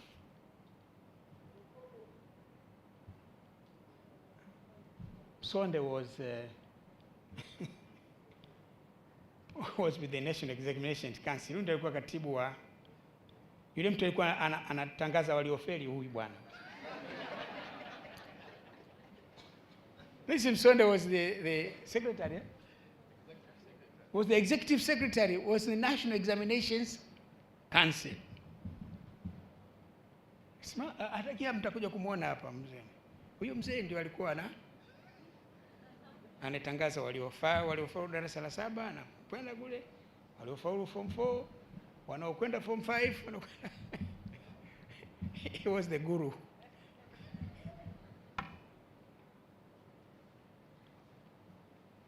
But many could not make it. So what we are saying, this is what the party was telling us, that we cannot continue to be a country where only 6% of our young boys can have access to secondary school education. A decision, a directive was given to us, to me as president. You have to build secondary schools in every ward.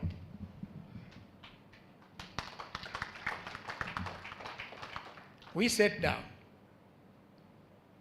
I get elected, I become president. We sat down with me. How do we implement this order?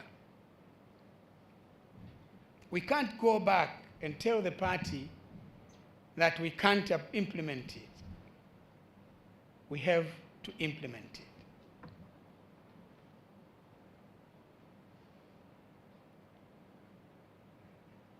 So we sat down and said, let's talk to the people.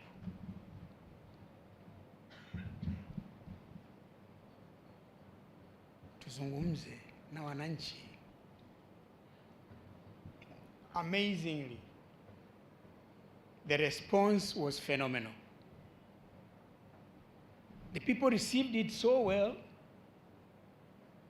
We said, okay, fine. Let the communities build the school, the classroom, build the maboma yale. Yeah? The government will work on providing the roofing. That is how, by the time I left, we had built 3,000 secondary schools.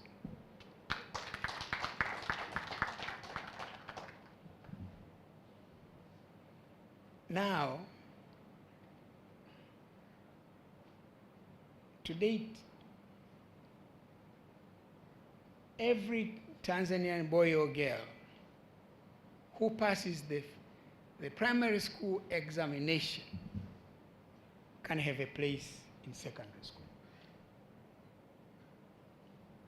At the time when I became president, the secondary school population was 524,000 and something.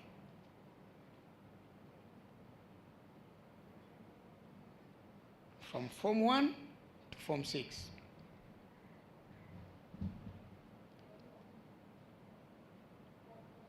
By the time I left, the population was over 1.8 million.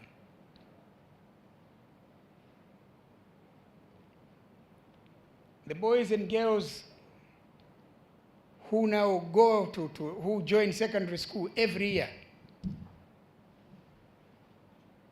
During my time, it had already reached 800,000 plus. Today, it is 1-point-something million. Then the challenge has been access.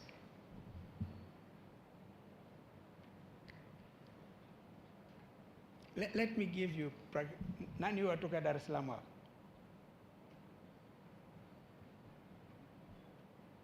Ni TENMET, hamna watu watoka Dar es Salaam kwenye elimu?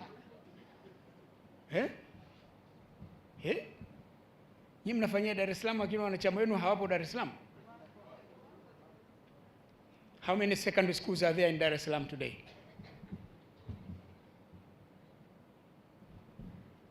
Mtandao wa elimu, hamjui idadi ya shule.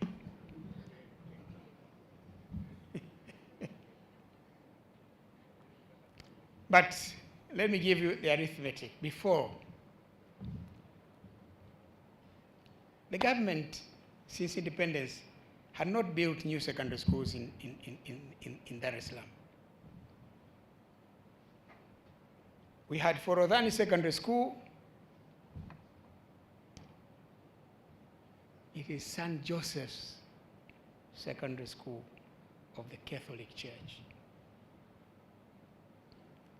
Kibasila Secondary School, St. Xavier Secondary School of the Catholic Church.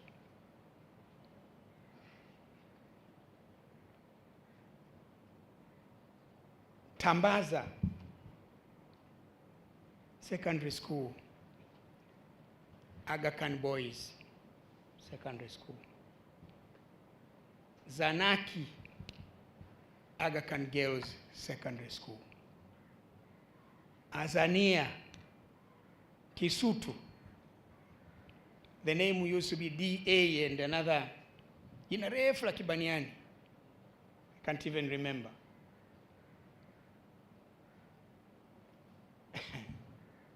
Azania, ya Wahindi pia. The government had no school.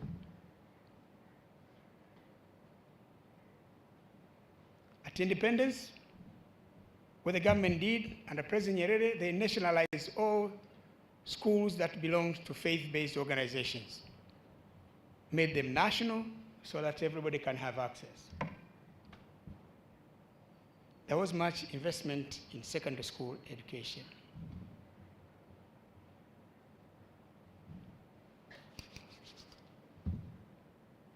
Now Dar es Salaam has hundreds of secondary schools. They all were built by the communities after we came into office under this program.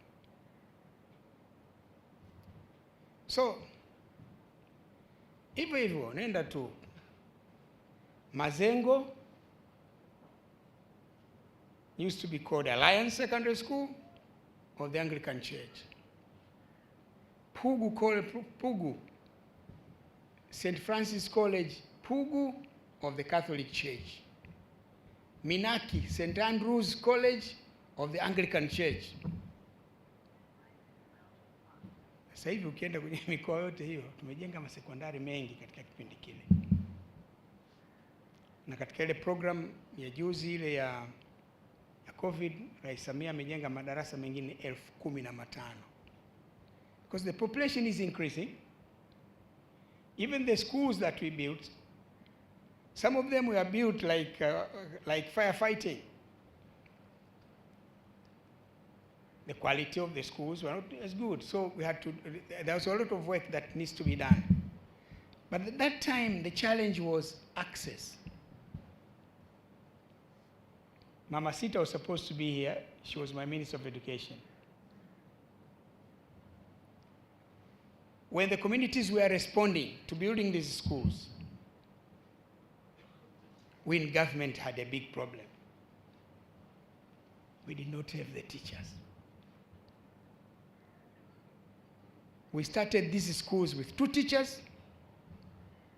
Nakumbuka rafiki yangu mmoja aliandika makala ndefu kwenye gazeti lake, simtaji jina, lakini anasema shule bila elimu. That we build these schools, but we did not have enough teachers.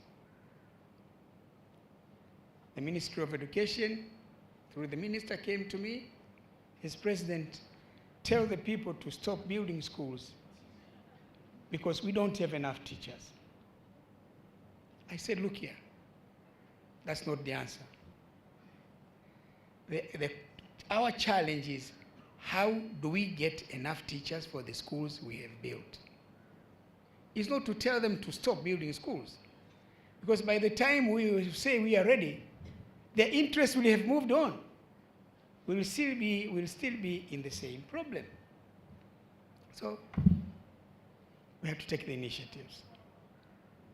Mama Sita knows best. We started with a program we called Voda Faster. The teachers. It was her famous phrase. We took those who completed high school and those who have finished university, but in other disciplines, we said there is employment in teaching. Come. But we organize for in-service education program. They will get methods of instruction, the pedagogical studies, go to classroom, after some time come back for the pedagogical studies until they get the levels that was required. But what else did we do? We built, I met the Christian Council of Tanzania in Dodoma, because they had universities. I asked them, in all your universities, build faculties of education. When government promise we will employ the teachers. At that time, the University of Dar es Salaam and the teacher training college's diploma were producing only 500 teachers. And we built so many secondary schools. We expanded teacher training at the University of Dar es Salaam. We started teacher training at Mzumbe. And when we built the big university at Dodoma, the largest school there was the School of Education, taking up to over 10,000 students. So that's how we address this challenge of teachers. Well, By the time I left, we had almost sorted out the issue of shortage of teachers in the social science disciplines. Our challenge remained, and it still remains, in the natural sciences and mathematics. The gap is still there, but it is being closed because there is sort of specific focus on addressing that challenge. This is the aspect of quality now. Because at that time, when all these questions were being asked, schools without education, I said, this is a question of chicken and egg. Which one starts? The egg or the chicken? You start with quality or access. Our first problem is access. Let's address the problem of access, but I believe that we have the capacity to address the question of quality. There are interventions that we can make that are going to address the question of access. It is heartwarming to see how far we have covered. And there was a time I visited Monduli district. I visited a place called Kitumbeine. There is a mountain, Tumbeine, near Lake Natron. I met these Maasai young girls in school. And I was asking them, where would you have been if you are not in school? Angekushaolewa. But this young girl now, they are in secondary school.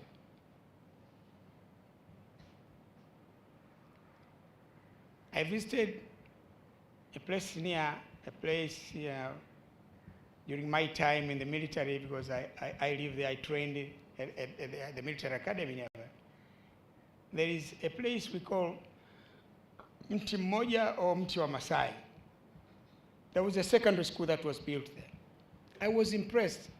When we visited the schools, they had allocated tasks depending on how wealthy the person was. The elders there who had more cows, he said, this one has been assigned to build the administration block. To the Maasai, whom we are rooted, they are nomadic. And this is the only place where the government had boarding schools, even starting with primary schools, because they would always migrate. If you take the boys in school, they move, they take the boys with them. So the government decided in Maasai land, we're going to build boarding schools. And they wouldn't care less. If they move on, they won't even come and say where they've gone. They have left the boys to the school, to the government. So that's how far we've come. So I'm saying we chose to start with access, but deal with the issues of quality. I said those who were there at the beginning will not get the quality of education, but at least they are in school. But I said after 2015,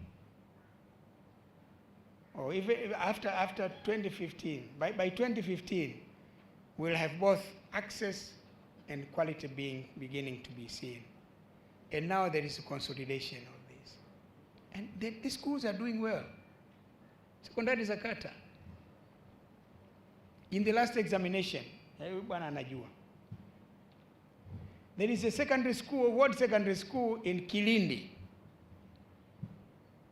a high school with 56 students. 54 passed at Division 1 and 2 passed at Division 2. Secondary ya kata.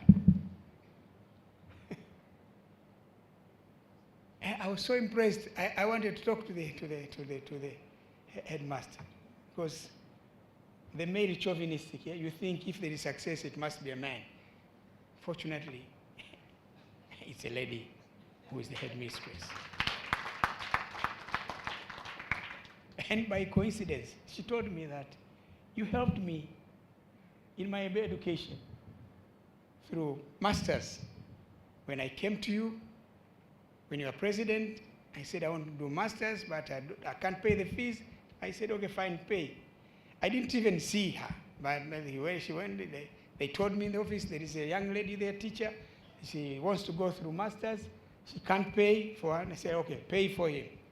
You know, when you are president, you can say pay for him, they pay. The government pays because the president has special vote. We call it political vote to assist people in need. So you can see how much really we have covered. It was access. We had problems of quality at the beginning, but now quality is beginning to evolve. I'm Chancellor of the University of Dar es Salaam. The majority of the students we are getting now joining our university are from the secondary Zakata. Had these schools not been there, a lot of places at our universities would have been vacant. They are filled, and the people, the young people there are bright young people, and they are the future. So I'm glad you guys are discussing quality. So we have come that way. We have come a long way. The other thing we did was with the university.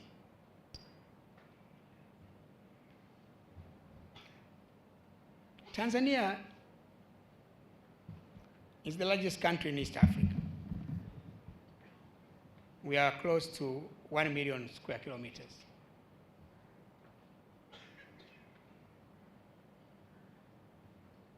We are nearly 2/3 the size of Kenya, but 3 times the size of Uganda. You know, when they draw these maps, you see, that Tanzania is 942,000 square kilometers. I think Kenya is 570,000 square kilometers. Uganda is about 300,000 square kilometers. But we had the least enrollment in primary school,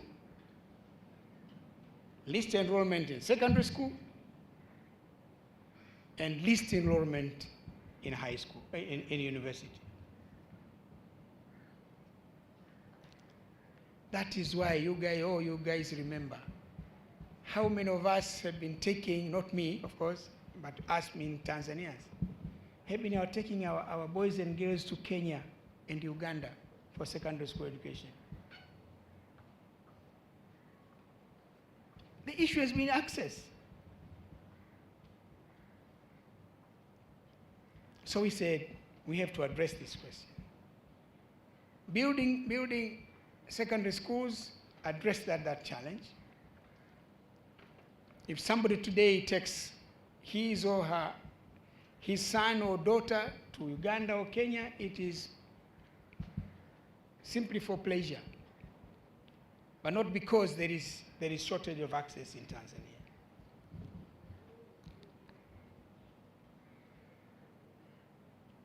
No, we started that path when we built the university in Dodoma, which can take up to 40,000 students. When we expanded on education, on access at the University of Dar es Salaam and these other government universities. And when we started the Students' Loan Program, because it started with President Mkapa, but for government universities. Then I said, no, let's make it open to all universities, private or government. As long as they are teaching Tanzanian students, let them have it.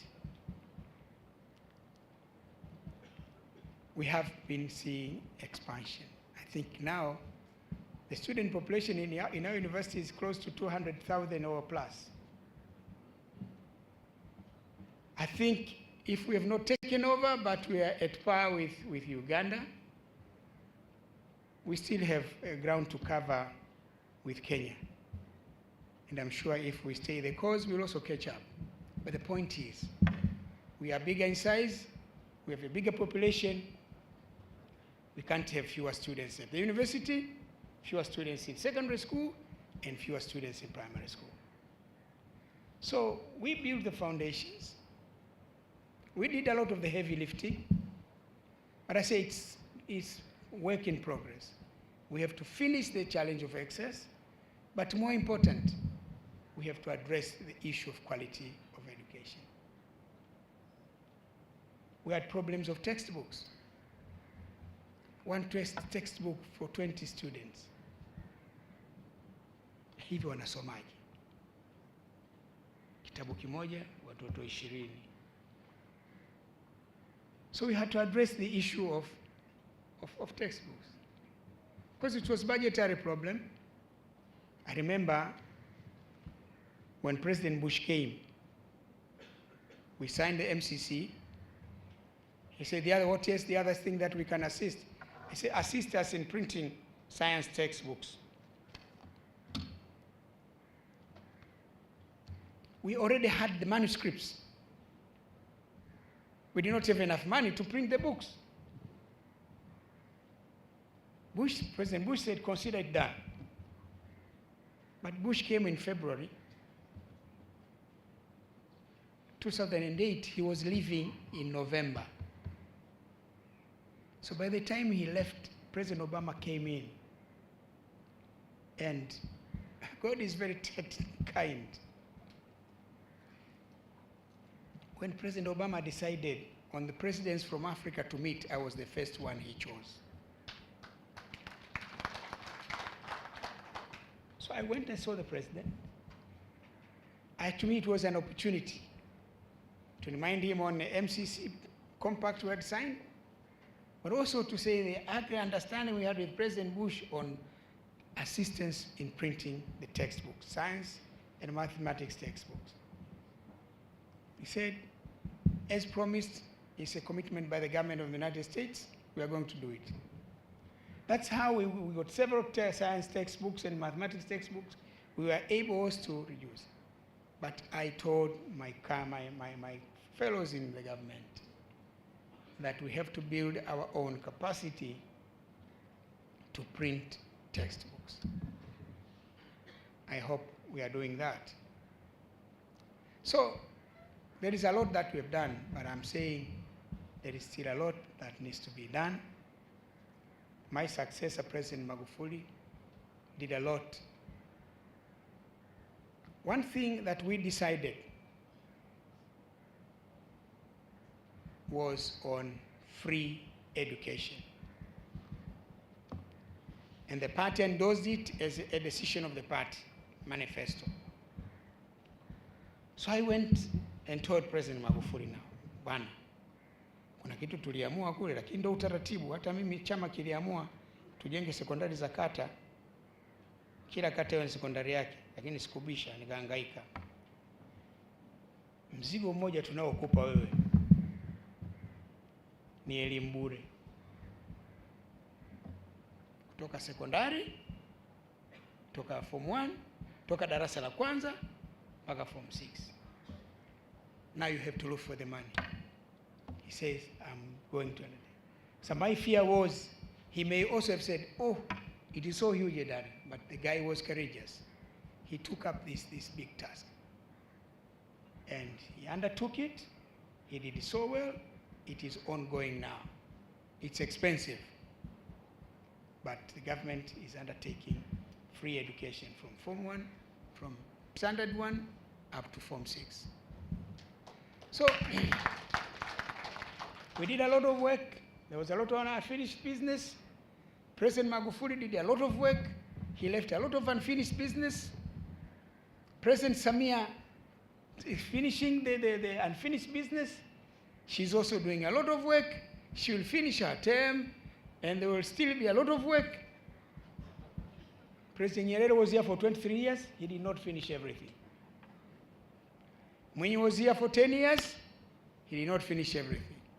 Mkapa was here for 10 years. He did not finish everything. I was here for 10 years. I did not finish everything. Magufuli was here for 5 years. He did not finish everything. Leadership is the business of running a relay race. You finish, you hand over the baton to the next leader. And fortunately, we've been lucky. All the leaders, the successful leaders in our country have carried on the race, and that is where we are now. So, thank you for the award. As I'm saying, I'm dedicating it to the people in government who worked with me, the people in Tanzania who worked with me. As I was giving this example to say, when we decided on secondary schools, Akata, we relied on the people, and the people received that, they built them. So the government not built. The government provided roofing.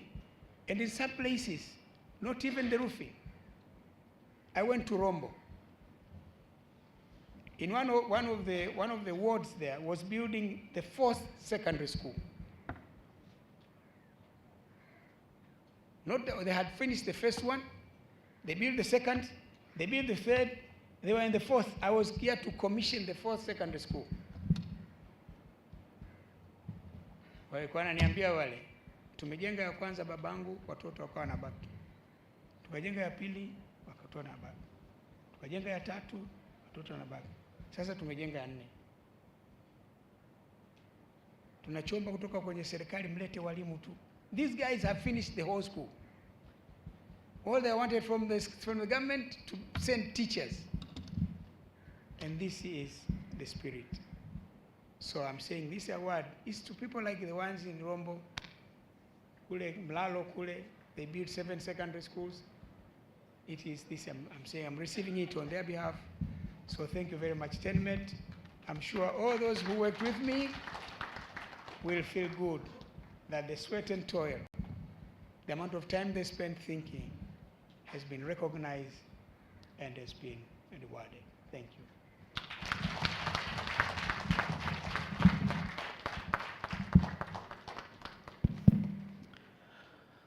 A bigger round of applause, ladies and gentlemen, for that remarkable speech.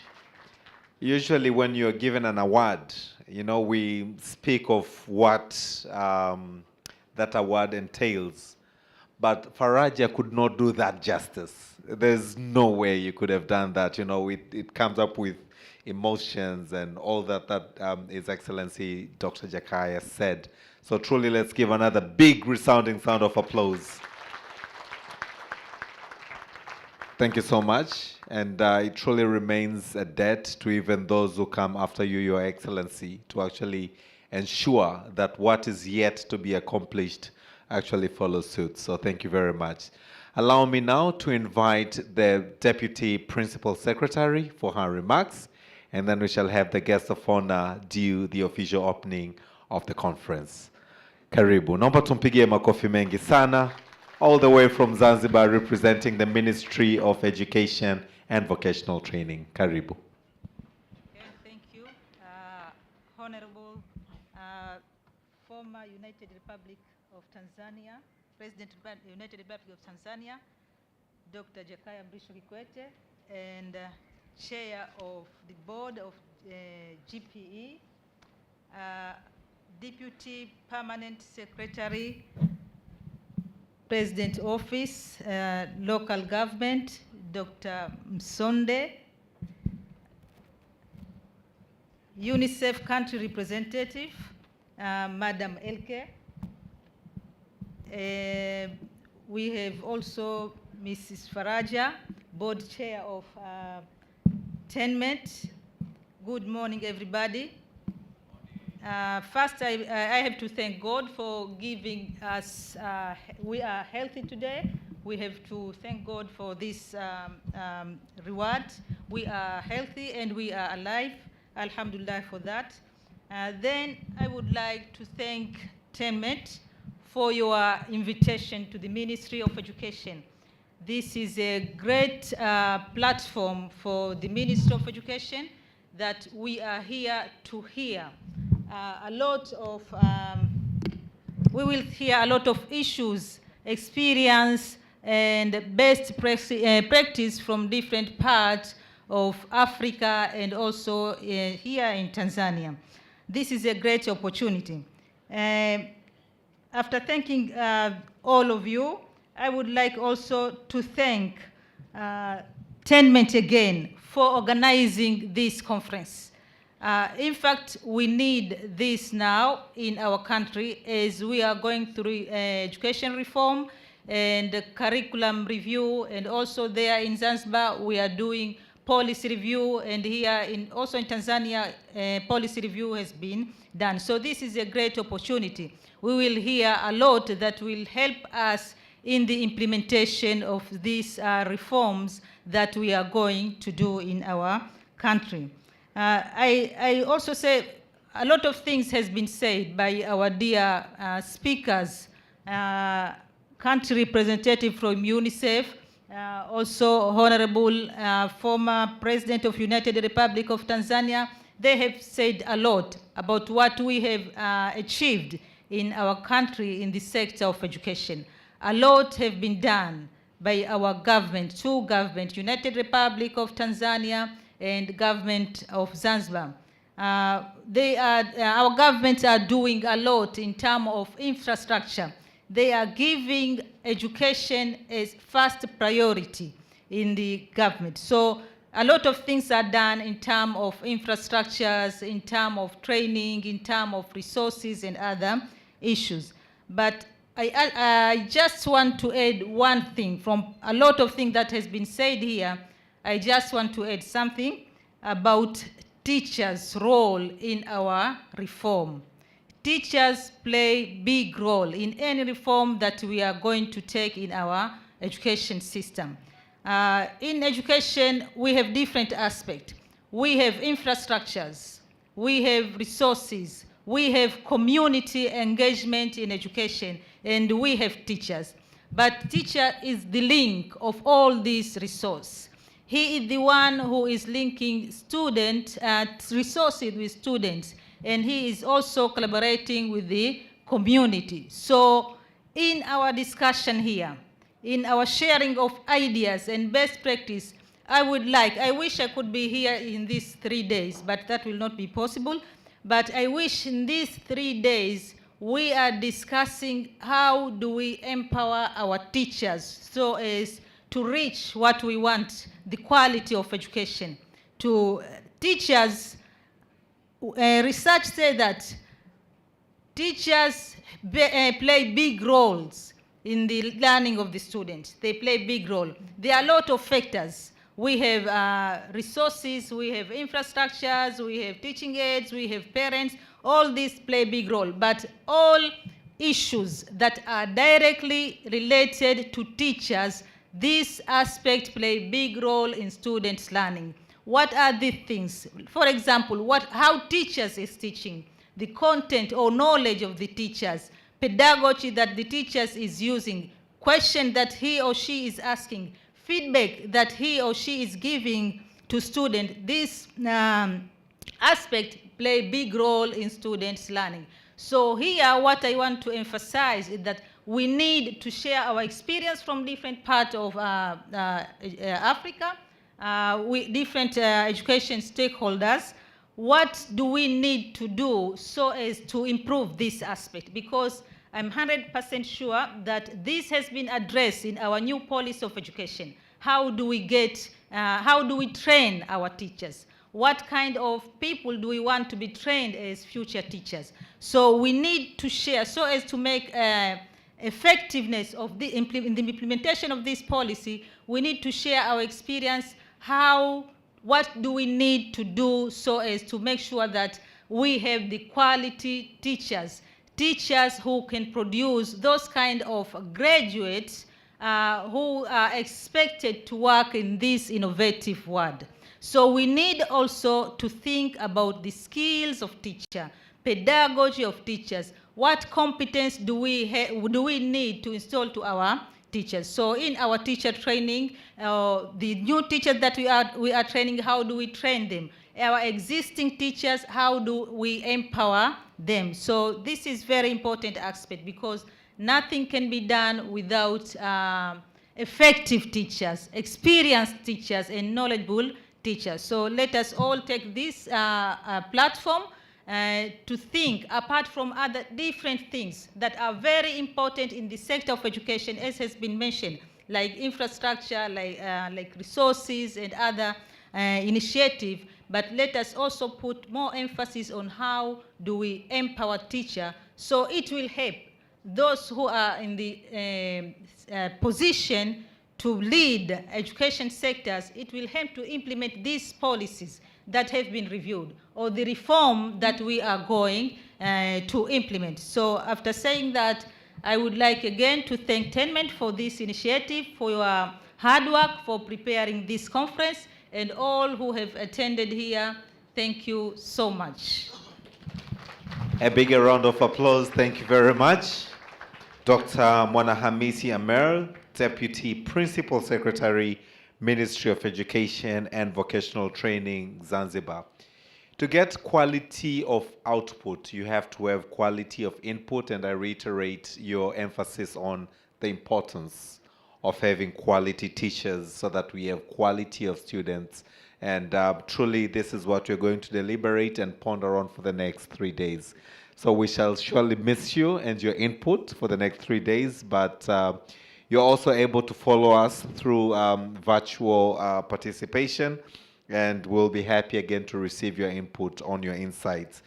Allow me now, ladies and gentlemen, to invite our guest of honor this morning. This is none other but Dr. Charles Msonde, Deputy Permanent Secretary from the President's Office, Regional Administration and Local Government, for his keynote address. Please, a round of applause as he gives us his keynote address.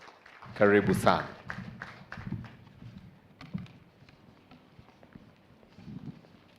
Your Excellency, Dr. Jakaya Mrisho Kikwete, the Chair of the Global Partnership for Education and the retired President of the United Republic of Tanzania, Dr. Mwanahamisi Adam, the DPS Minister of Education, Vocation Training, Zanzibar, TENMENT Board Directors, Chairperson, TENMENT National Coordinators, and the representative of UNICEF, representative of Global Campaign for Education, the African Network Campaign on Education for All, representative from Tanzania Teachers Union, representative from the different government ministries, departments, and agencies, representative from international organizations, development partners, members of the TENMENT, and representative of the private and civil society sectors, teachers and students, media representative, distinguished guests, ladies and gentlemen, good morning. Nawasalimu kwa jina la Jamhuri ya Muungano wa Tanzania. I understand our Honorable Minister Mohamed Mchengerwa, the Minister of State, Pyomrag, was expected to officiate this event today. He sent his apologies and many regards to you all delegates, and requested me to come to deliver his speech on his behalf. So my work is very simple. It's to deliver the message of the minister as he actually expects to tell you. So I'll be reading his speech so that you get the real message the minister wanted you to know this today. It gives me great pleasure and honor to be here to officiate the opening of the 3rd International Quality Education Conference. I wish to acknowledge all distinguished speakers and participants joining us online and offline from all around the world. Thank you all for taking your time to link up with us today. For our guests who are physically with us today, I am glad to extend to you a proudly Tanzanian welcome. Karibuni sana sana sana. The impressive turnout of over 200 participants present testifies to the pivotal role of coordination and networking. I therefore thank the Ministry of Education, Science and Technology for inviting me to open this conference. I also wish to highly commend the TENMENT Board Chair, alongside with the board members, management, tenement staff, as well as the organizing committee of this conference for a job well done. Allow me also to recognize the presence of teachers and students who today are learners, but tomorrow will be experts who will be contributing to the education development agenda. Your presence of all of you shows how we have a common call for quality education in our respective countries that needs to be concerted together. Delegates, Tanzania's education sector is undergoing sweeping changes as the government seeks to completely transform the sector in line with international standards and aspirations of the Tanzanian citizens and Her Excellency Dr. Samia Suluhu Hassan, the President of the United Republic of Tanzania. Tanzania is one of countries that have ratified SDGs and provide free, universal, inclusive basic education since 2016. Tanzania has made significant progress in expanding access to education in recent years. The country has achieved near universal primary school enrollment, and the number of children enrolled in secondary school has also increased significantly. The government has also been working hard to improve the quality of education by introducing new curricula and assessments designed to better prepare students for the workforce. Distinguished delegates, ladies and gentlemen, the conference is therefore very important for us in the government. And let me say it in a plain language, that we have very high expectations of the outcomes and recommendations of this conference. We see this conference as an opportunity of its kind for us to learn from each other and pool your brain power to come up with groundbreaking solutions to our most pressing educational challenges. I note with the satisfaction the main theme for this conference, rethinking education system in the fourth industrial revolution. The theme for this year reflects the fact that access to quality, inclusive education for all requires integrated sectoral plans and system transformation. In other words, this means that in order for us to be successful in this sector, the government, private sector, and all other stakeholders must collaborate. I am sure I need not to overstate the importance of a multi-sectoral approach for the attainment of universal quality education for all to this meeting of esteemed academicians and researchers. This is an impetus to cause us to think and generate sustainable solutions that will unlock the general quest for quality, equitable, inclusive education, and steer discussions on financing education and what needs to be done collectively to enhance investment in education to match the current needs of science and technology. Delegates, Tanzania has made significant progress in achieving the goals of basic education for all, especially with respect to increased enrollment. The government, development partners, and other stakeholders are working together to address persistent challenges, including poor school conditions, teachers' shortages, and teacher effectiveness in a systemic and sustainable ways. It is good to mention here that the government is committed to reform education sector, including reviewing of education policies and curricula. To ensure this is done, the government established an inclusive task force to review sectoral performance, develop a deeper understanding of obtained obstacles to reform, and identify priority reform areas. As the outcome of the task force, a new education training policy and the curriculum has been developed, and I'm glad to mention here that the government has approved the newly revised version of education training policy and the curriculum. And the approved edition 2023 of the education training policy and curriculum focuses in competence and skills-based training. I recognize one of the chair who was actually leading this process of Education Training Policy Division, as well as the curricula, Professor Maboko. We thank you very much for leading with your fellow. The approved education and training policy has changed our education system to be 1:10, 2/3:3+.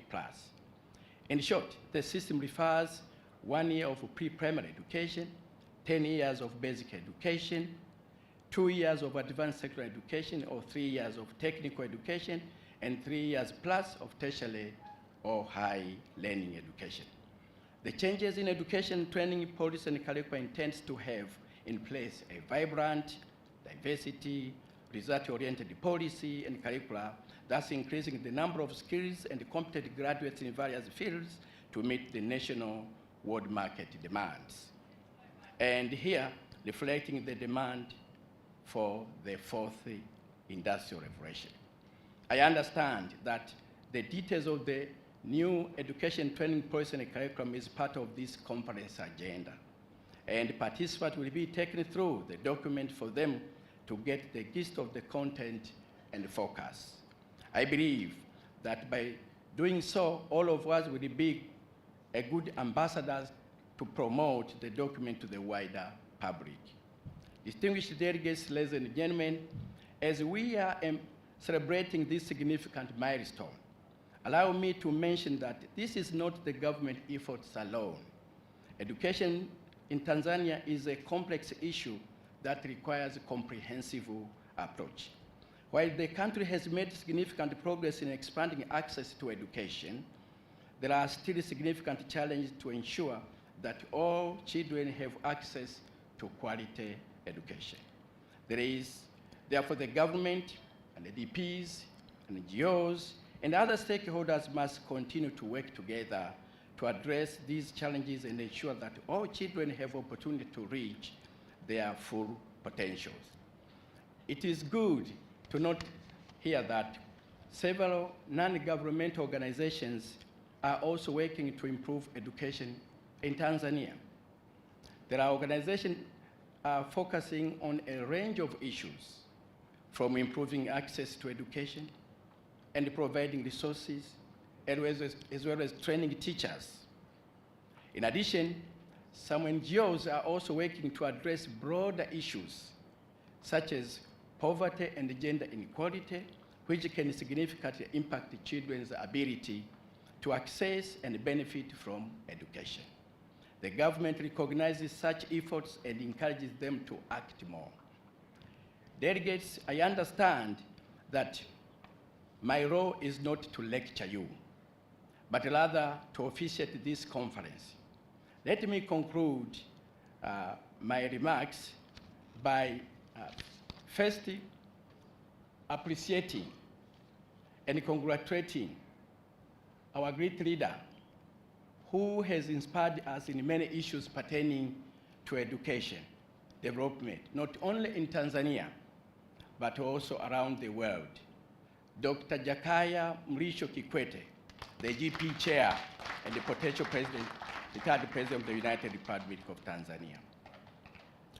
Second, joining hands with the others who spoke before me to commend and thank the sponsors of this event. I hope that they will continue to support similar events going forward as one of their corporate social responsibilities activities or as part of their regular support programs. Third, it is my expectations that in these 3 days, as you are engrossed in discussing the keynote presentation findings from highly quality research and sectoral analysis and innovations, you will come up with short and long-term recommendations for the government and other stakeholders that would shape sustainable development efforts of the education sector.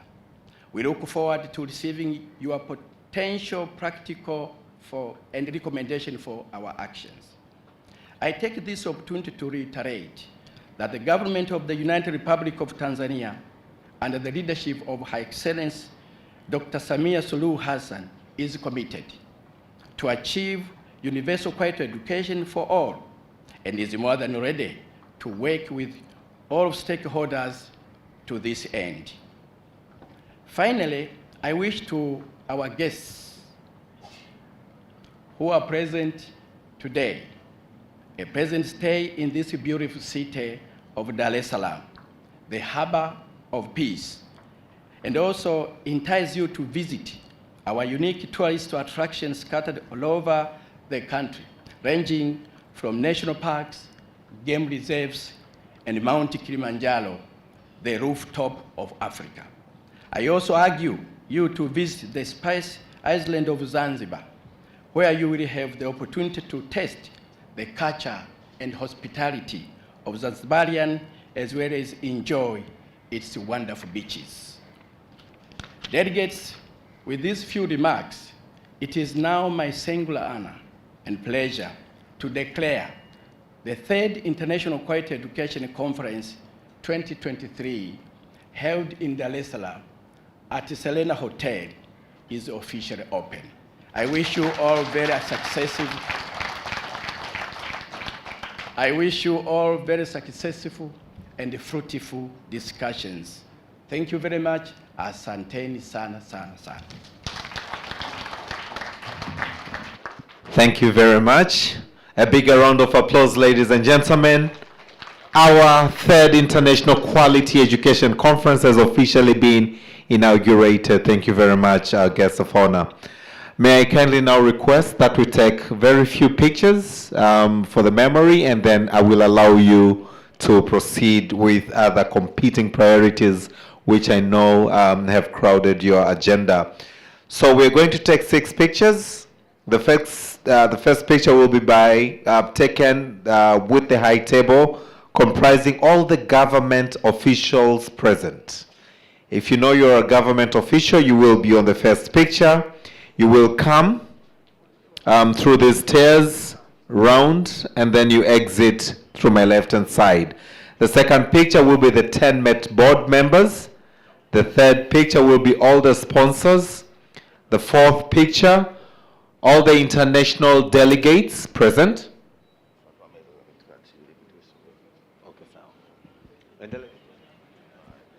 All the international delegates present. The fifth picture will be our students present. Then the final picture, the secretariat. Okay? So those are the pictures that will be taken. And after the group picture, we shall allow the guest of honor, the special guest, His Excellency Dr. Kikwete, to take leave and proceed with other responsibilities that they have. And then we shall continue with the first plenary, which is going to be very brief. May I now request all the government representatives, if you know you're representing the Ministry, be it of Education, Puralge, if you know you're working for the government, please come for a joint group picture. Faraja, may I request you and the DPS to please take your seats. Kama wewe ni mfanyakazi wa serikali kutoka wizara au taasisi yoyote ya kiserikali, naomba mje sasa kwa ajili ya picha ya pamoja. Wakati 10MET board mkijiandaa.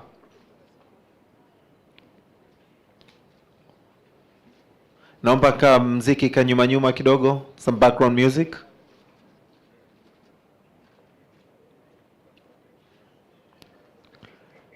Lucas tayari? Asante, naomba tutoke upande huu. Karibu. May I request now the board of 10MET, board members 10MET, all the 10MET board members to please come, as I request the sponsors to prepare for the next picture. 10MET board members.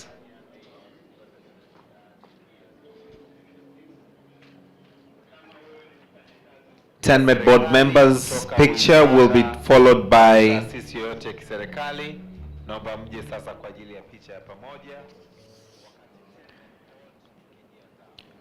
our sponsors will take the next picture after this. All those who've contributed to the third International Quality Education Conference. Hold on, hold on.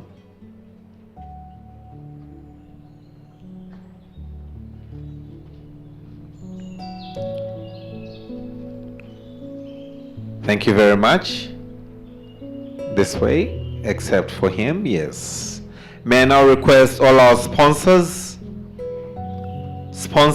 those who contributed in kind and in finances to making the 3rd International Quality Education Conference a great success, please come. We recognize and really thank you for your support. And as the guest of honor said on his remarks, please support us in similar events, this and the ones to come in the years to come.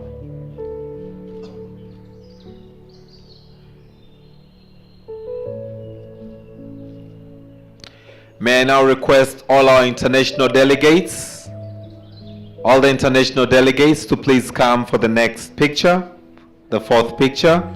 All international delegates, we should find the space within the stage to all fit. If you can slightly speed up, I will appreciate. Thank you so much. Students, please prepare. You will take the 5th picture, and the final one will be the Secretariat. Okay, so may I request those who are still not on the stage to please wait. Just hold on. We'll take 2 groups. There's more space. Just can we make sure that we're all visible? Just make sure you're in front. You're not standing behind someone's back. Very good. We'll take the next picture.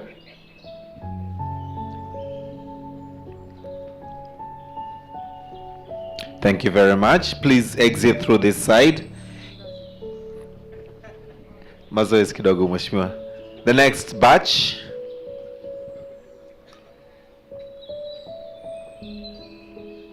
We really thank you for supporting. We really thank you for coming to Tanzania. And we hope the 3 days we're going to learn best practices from each other. And we're really going to push the quality of education in the region. Can we, there's still more space this side. Can we just, yeah. You'll all appear, don't worry. But let's make sure that we have a balanced picture. Naomba mtuongoze watu wa camera.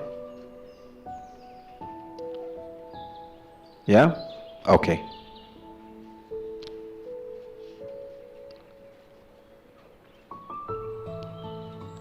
Asante sana.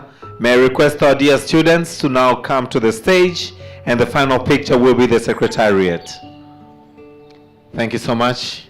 Please make time after the end of the conference to visit Zanzibar, Bagamoyo.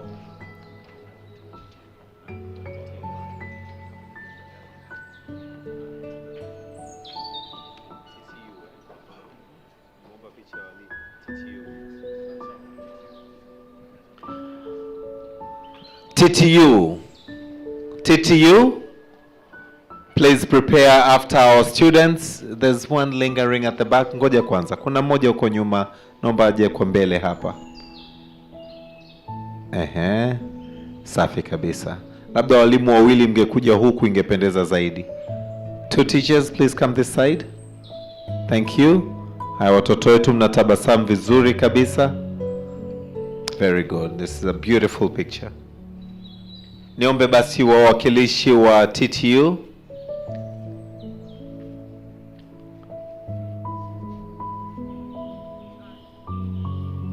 Asanteni, naomba tushuke hapa. TTU na mwisho kabisa itakuwa Secretariat. Teachers Union.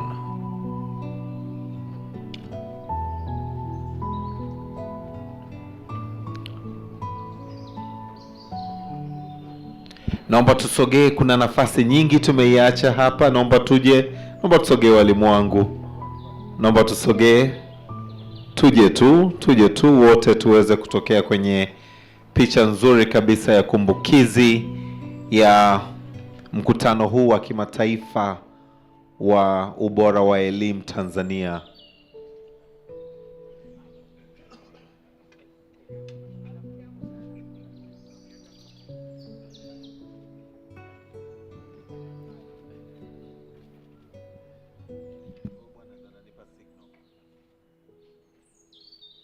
Asanteni walimu wetu, naomba tushikie huku. Secretariat, the final picture. Naomba tuchangamke kidogo Secretariat, tukiwa tunawapongeza kwa kazi nzuri kabisa ya kuandaa kongamano hili la kimataifa la ubora wa elimu Tanzania. The final picture is taken by the Secretariat as we commend and congratulate them for the great efforts to putting up together this wonderful third International Quality Education Conference 2023. Wajumbe wawili bado wanapanda.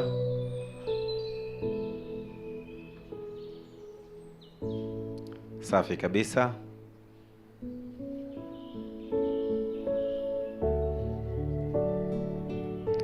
Asante sana Secretariat. Niku shukuru, may I request all of us to please stand up. May I request all of us to please stand up as we allow our special guest, our guest of honor, to take leave and proceed with other equally competing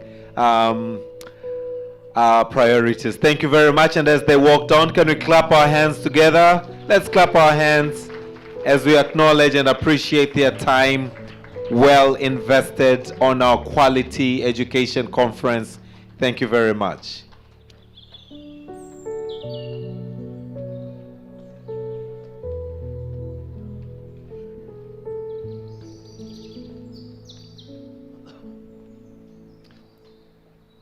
Kindly take your seats. Kindly take your seats. May I now call for a very brief session. John Kalage. John Kalage. Karibu sana, John Kalage.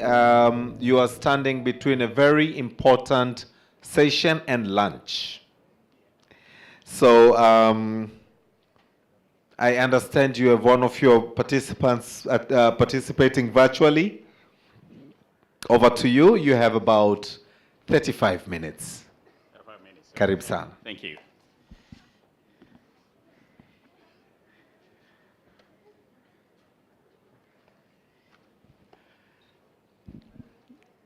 Good afternoon, everybody. Yeah, it's really a pleasure for me to be the moderator for the first panel discussion, which has very strong panelists. And it's quite challenging to manage this session within 35 minutes. I have cut down from 1.5 hours, but I think you will manage it. And don't worry, you'll have time to go for your lunch. So now, let me take this opportunity to invite the people who will steer the discussion on this, our theme, Rethinking Education Systems for the Fourth Industrial Revolution. We were to have Engineer Danguzi, but for the reason beyond his control, he wasn't able to make it today.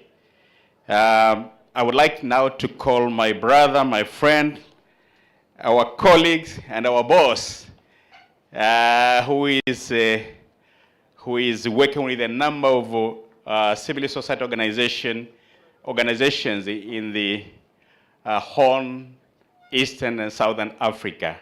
This is none other than Richard Olong. Richard Olong. Let's put our hands together for Richard Olong as he takes his seat. I'm not going to read his profile because of the interest of time, but it is found on page 19 of the program. So please, if you want to know more about Richard, you can read there. But I just want to mention one thing about him. He's the regional program manager. He works for Oxfam IBIS, Denmark, and he manages the Education Out Loud program, which is funded by GPE. The second person who is on our panel is Madam Rachel Gondo. Rachel Gondo, please, let's put our hands together for Madam Rachel Gondo as she comes up. Madam Rachel Gondo she's regional lead at the Public Service Accountability Monitor of an institute based in Rhodes University in South Africa. And then we have the third panel member who is going to join us virtually. This is no other than my brother, Boaz Waruk. IT guys, can we have Boaz? He's not going to join. Okay. Technology has failed him, so we should forgive him for that. We are in the third world, so sometimes we should not trust 100% that technology will work for us. So now these are three people who are going to kickstart our discussion about, two, who are going to kickstart the discussion about rethinking our education system for the fourth industrial revolution. Madam Rachel and my brother Richard. There's a question that I would like each of you to respond to as you start telling us how are we going to rethink the education system in the fourth industrial revolution. Could you tell us why is it imperative to evaluate our education system in the fourth industrial revolution? Each of you has 2 minutes to respond to that question. Welcome.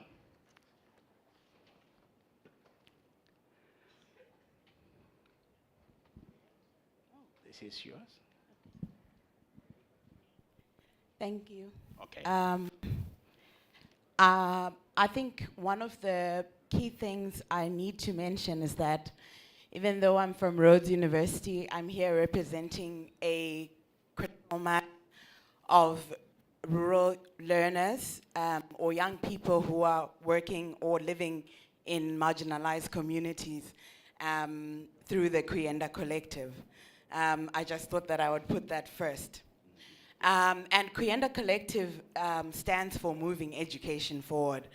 And when you think about the revolution, rethinking education systems, remodeling them for the fourth industrial revolution, you cannot do that without the users of the education system.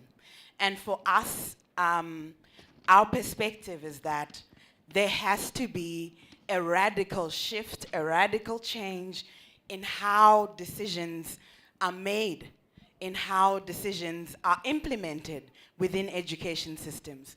And the main thrust for us as Kuyenda is to involve the users of the system. And in this instance, we're referring to learners, we're referring to parents, we're referring to teachers as critical users of the education system. One of the, I think I'll start off by mentioning that the main way in which there can be this shift of focus, our different guests of honor shared different perspectives on progress that has been made in relation to access to education.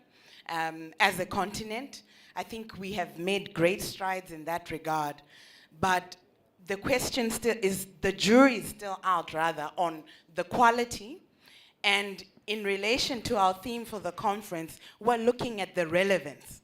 We're talking about how useful is what I'm learning in me being able to flourish and function in society, in me being a fruitful contributor of Africa.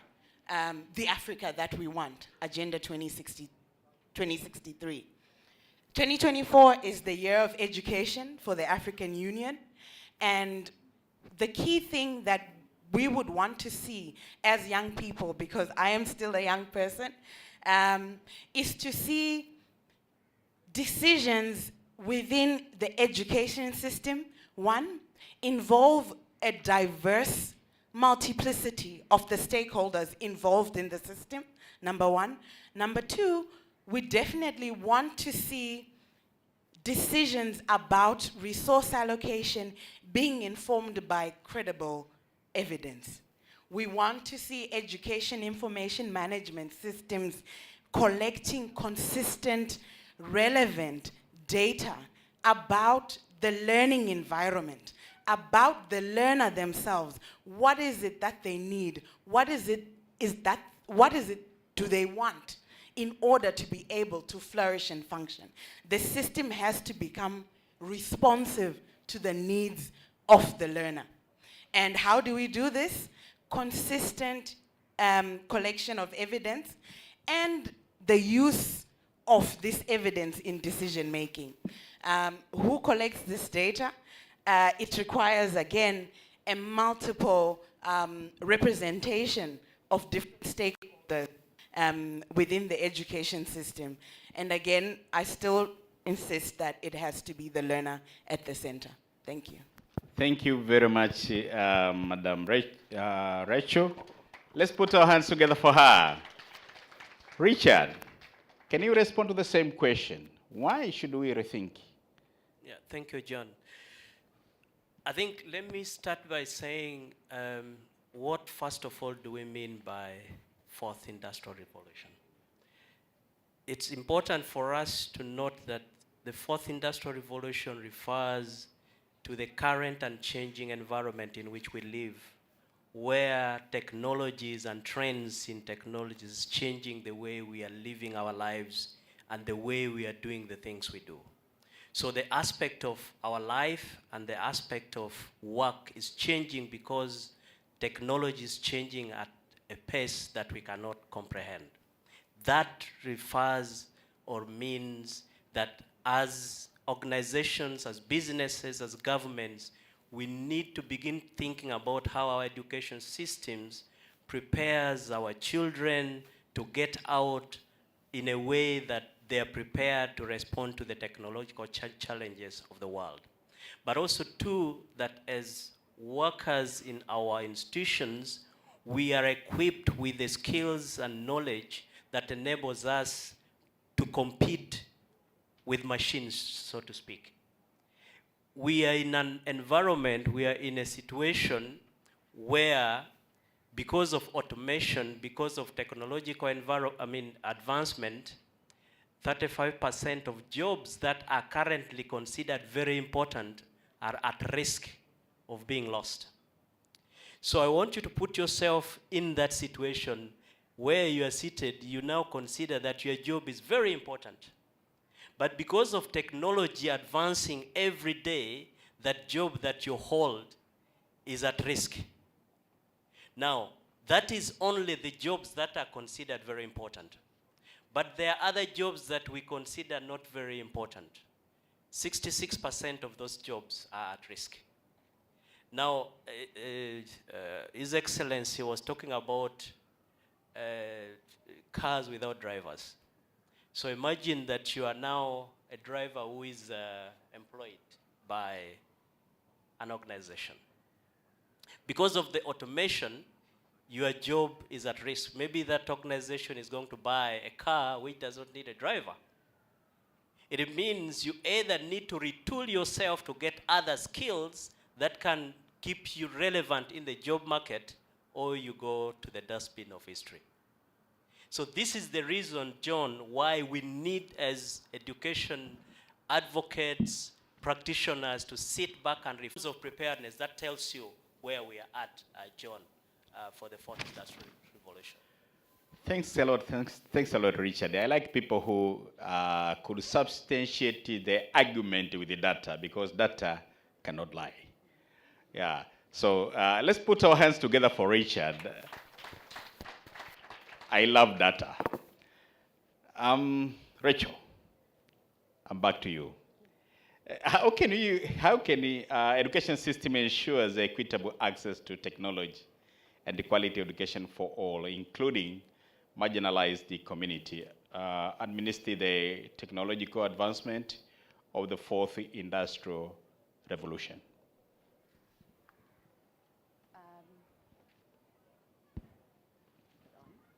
technology. Okay, now it's on. Okay, so maybe I'll just ride on the preparedness question in building to a response to your question, John. Yeah. I think one other enabling condition that would also help us speak to preparedness would be the availability of energy and sustainable energy sources. There was quite a big drive in terms of our regional integration on the continent, in terms of electrifying all areas on the continent, such that we have sustainable sources of power to drive the development process. In the areas that we've been working, I can share with you that energy, power, whatever form it may be, whether it be electricity, solar, there is very limited access to that. So when we talk about information, ICT, we also need power. We also need reliable, sustainable energy sources. And that's that's an enabling precondition that needs to be in the environment in order for us to be able to compete in this age of technology. In terms of including, in terms of preparedness as well, again, I go back to talking about how we know what we need. And we need the evidence to speak. And the evidence itself can only come from the realities of those who experience the education system. Their experiences are those that can only shape how then the system can best respond to what their needs are. But also the system also needs to take into account the need for mechanisms for feedback, completing feedback loops, in that this is what we are doing to better enable you to compete in the job market in 2060. But this is also, it's a negotiation process. Therefore, the system needs to create more mechanisms for that interaction amongst users and service providers. There's also room for multiple stakeholder interaction as well. The role of the private sector cannot be underplayed or overemphasized rather, because one of the speakers, the lady from Vodacom, she made a very, very big recommendation in that there's need for public-private partnerships to leverage existing infrastructure. There is already infrastructure. There has been already investment. Now the time right now, it is important for us to actually assess where we are. And that picture of where we are is based on the evidence that we use to make decisions. Again, we come to how credible is the data we use to inform our education sector plans?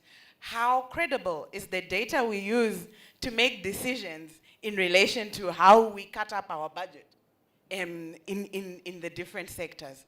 And how credible is the data in representing the needs of, the learning needs of marginalized learners? I think I'll leave it at that with those questions for food for thought. Thank you very much, Rachel. Let's put our hands together for Rachel. I have so many questions to ask these people who are quite close to me, but the time does not allow me to do so. Yes, but I would like actually to engage the audience to ask any question or any area that you want them to clarify more before I proceed with some of the few questions that will wind up this session. I would like to request the our MC to move around with the microphone. Like to, yes. When you stand up, please tell us your name first before you ask a question. Karibu. Yeah, thank you very much. My name is Emmanuel Manasseh. And you should tell us to whom do you direct your question. If it's all, then that's fine. But don't ask the moderator. Thank you. Thank you. I'm Emmanuel Manasseh, and I'm lecturer from Nelson Mandela African Institution of Science and Technology. My question is, what skills do you consider to be relevant and necessary for the country to be competitive in this digital era? Thank you. We should take 3 questions.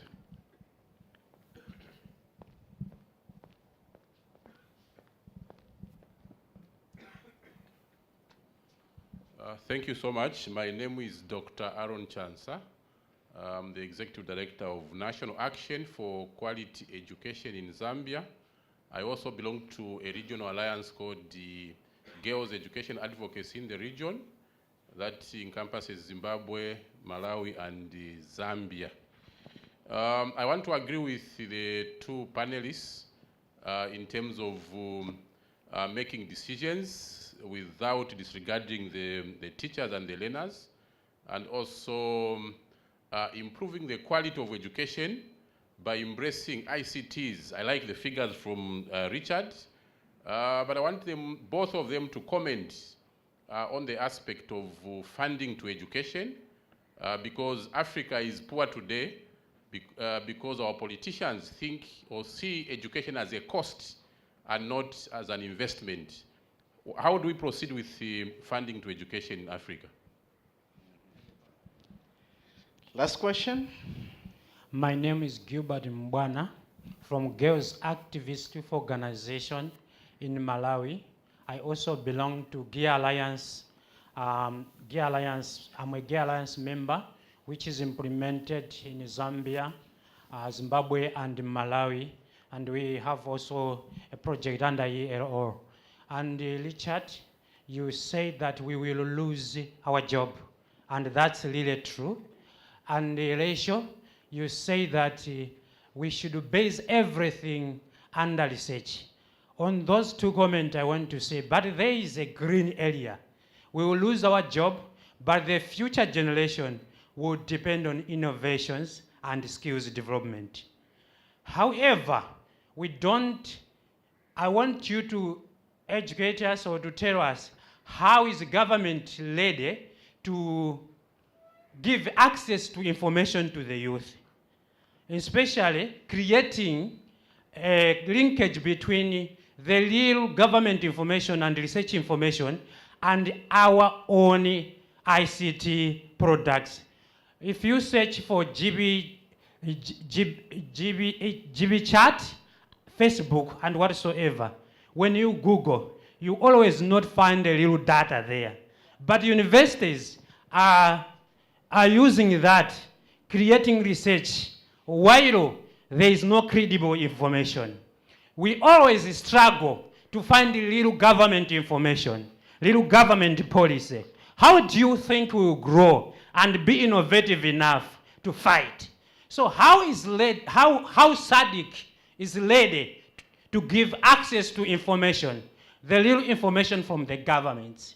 If we can do that, I don't know if you can share something about giving access to the information to the youth so that they can use for innovation and they can use to create some of the skills development. Thank you.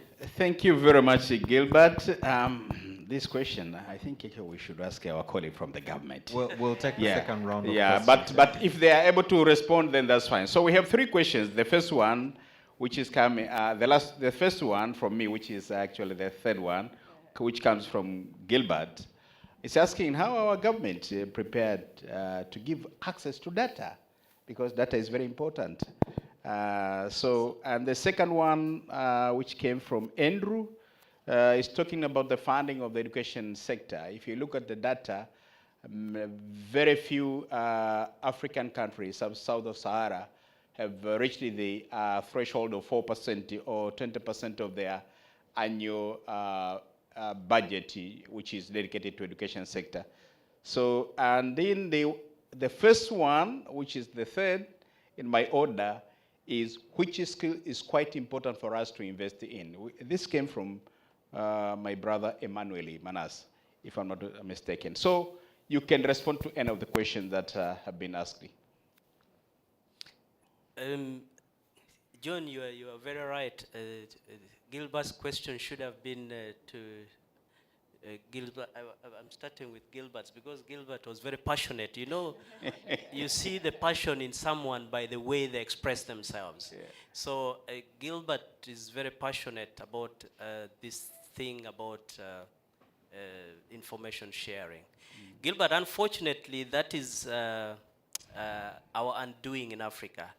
To even drive your point more home is that in Africa, we only contribute 1% of all scientific research in the world, just 1%.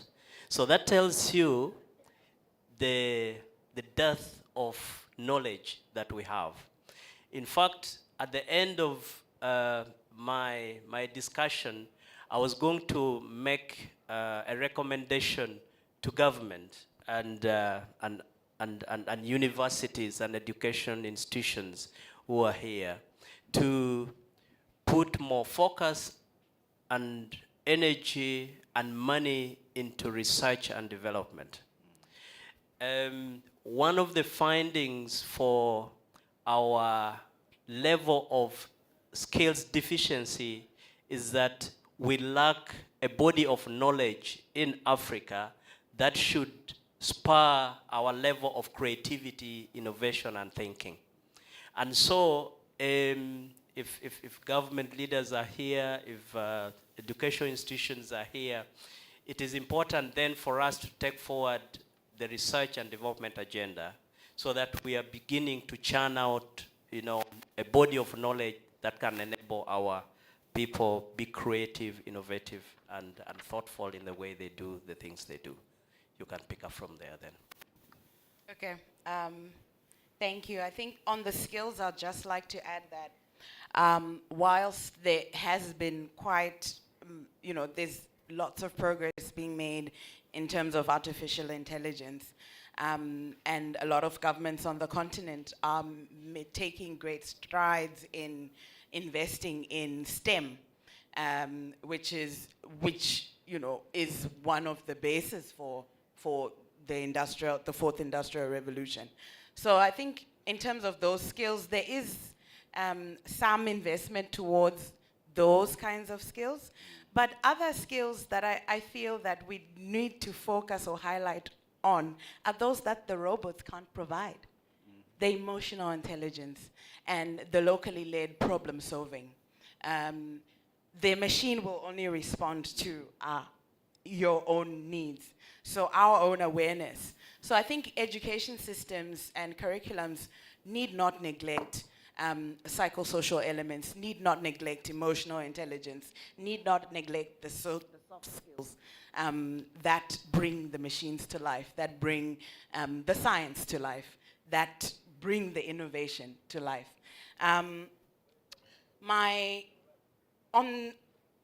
On the comment on access to information, or the question rather, the passionate plea around information, and that universities have a lot of data, and that there's only 1% of research.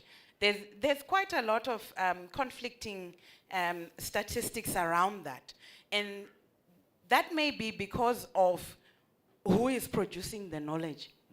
If we produce our own knowledge because they are our problems, if we become clearer at actually identifying them and articulating them, we may be in a better position to actually craft out what is it that we need to do, and which skills we need to better respond and shape our own African innovation or innovative step forward. University data is not as useful to a member of parliament because it can be very technical. and the member of parliament is the one that passes the budget. So in terms of the information, data can be collected, but how it is packaged informs how it is used. And so users of the system need to be involved in data collection.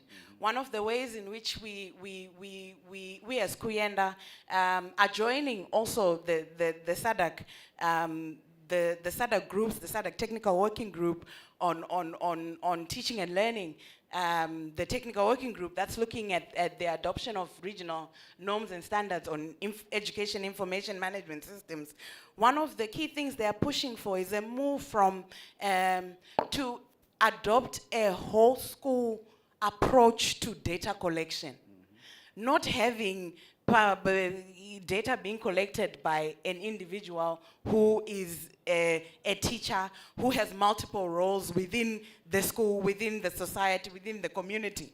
And therefore, it then starts to affect the credibility of the data. So if we shift or radically change how we arrive at making decisions, which is one, for example, adopting a whole school approach to data collection, but also moving from manual data collection to online systems. That will make the evidence available in real time to make better decisions. My last input, and I'll give it over to Richard, because I think the financing... You should give it back to me. Oh, okay. And then I'll allow give Richard it back to speak. to you. Okay. Thank you. On the financing, Africa made a monumental stand in this last week in relation to the UN Convention in terms of opening or having more transparency in relation to taxation. We have made great strides in terms of actually being united at that global level to say, no, we need to have more openness in relation to our sources of funds. But also, one thing that we need to take more seriously is accountability in terms of the strategic use of our resources, how we grow our economies. We need to be innovative, but we also need to be responsible and accountable. Okay. Yeah. Yeah, thank you. One question that you haven't responded adequately, which will still come back to you at the end, is on funding for education. If we value education, and if we think that without adequate investment, we cannot change, so why are we not investing enough? So just keep it, and then later you will respond to that one. I'm taking another round of questions. Which will be the final round? The final round, yes. Thank you very much. I'm Richard Mabala. I come from Her Dignity, but I'm also board chair of Haki Elimu, and I belong to the generation which is BBC, born before computers. I hear a lot about access, the availability of technology, but my concern is really with the syllabus and evaluation of our students to enable them to be able to utilize this technology effectively. Yeah? We hear a lot about 21st century skills, in particular critical and creative thinking, and my colleague here mentioned these. And it's not only access to information, it's how you can use that information, and how sure are you that that information you are accessing is actually correct, or half correct, or 1/4 correct, or whatever. How can we have a school system which creates critical and creative thinking as well as flexibility, when our teachers are definitely not prepared to teach in that way? And actually, many of them get quite concerned if students start questioning. And how can we do it when we have an examination system which is entirely based on knowledge and cramming and repeating what you're being taught? So even if we have a competence-based syllabus, which many of us have, is that possible given the nature of our teachers And given the nature of the examination system which we have, and given the nature of our private schools, which spend their time competing who can get more A's than anyone else by practicing exam questions again and again and again. Thank you. Thank you very much, Mwalim Richard Mabayala. Two more hands, one from this lady, and I probably will have a question if allowed by you, moderator. Thank you so much. Walistidia Kamugisha, educationist, but director for the Community Transformation Alliance and a member of TENMET. Mine is on, I want to comment on the data Richard gave about the access to gadgets. As far as we want to promote the education which goes, you know, which will fit to the fourth industrial revolution. But Richard gave us data on, I think he said it's 90% from sub-Saharan Africa, our learners don't have access to gadgets like computers and all that. 89. 89, eh? Yeah. Yes, 89, eh? Okay, something like that. Now, for me, I was trying to, you know, to think around this. And from the experience point of view, the issue is, yes, I'm coming to the point. Can you summarize the question? And yes, be specific. the point to ponder is the mentality we are having against our children accessing the gadgets. How are we going to move forward? Thank you. Thank you very much. Mentality that parents have on children having gadgets. So my question, moderator, if you allow me to ask. Yes, please. I give you the privilege to ask the third one. Thank you so much. So my question is again on the access. We're looking onto a continent which is only 35% lit, meaning only 35% of the continent has energy, electricity. We're looking onto the fourth industrial revolution, which I must say, probably the only places that we experience or we have a feel of the industrial revolution are in the urban setting. How do we make sure that this, you know, as we rethink the education system is inclusive, including the areas that do not have access? Thank you. Thank you. Okay, who would like to start to respond to the questions? Ladies first, you know? Ladies first, okay. Right, sure. Okay, I think for me, I'll start. And just hold on a second. Yeah. I'll invite Professor Mabok at least to respond to the question that have been asked by Mwalim Mabala. I know you led the process of revising the education training policy of 2014, including the curriculum. So if you could share something about, in relation to what have been asked by Mwalim Mabala, we'll really appreciate it. Thank you. Please proceed. Okay, I will respond to the last question. Not your question, John. Yeah. But rather to the moderator's question around how do we bridge the disparity between the urban and the rural in relation to access to energy and also, you know, that being a precursor to other levels of development. Again, we come back to who is this supposed to benefit?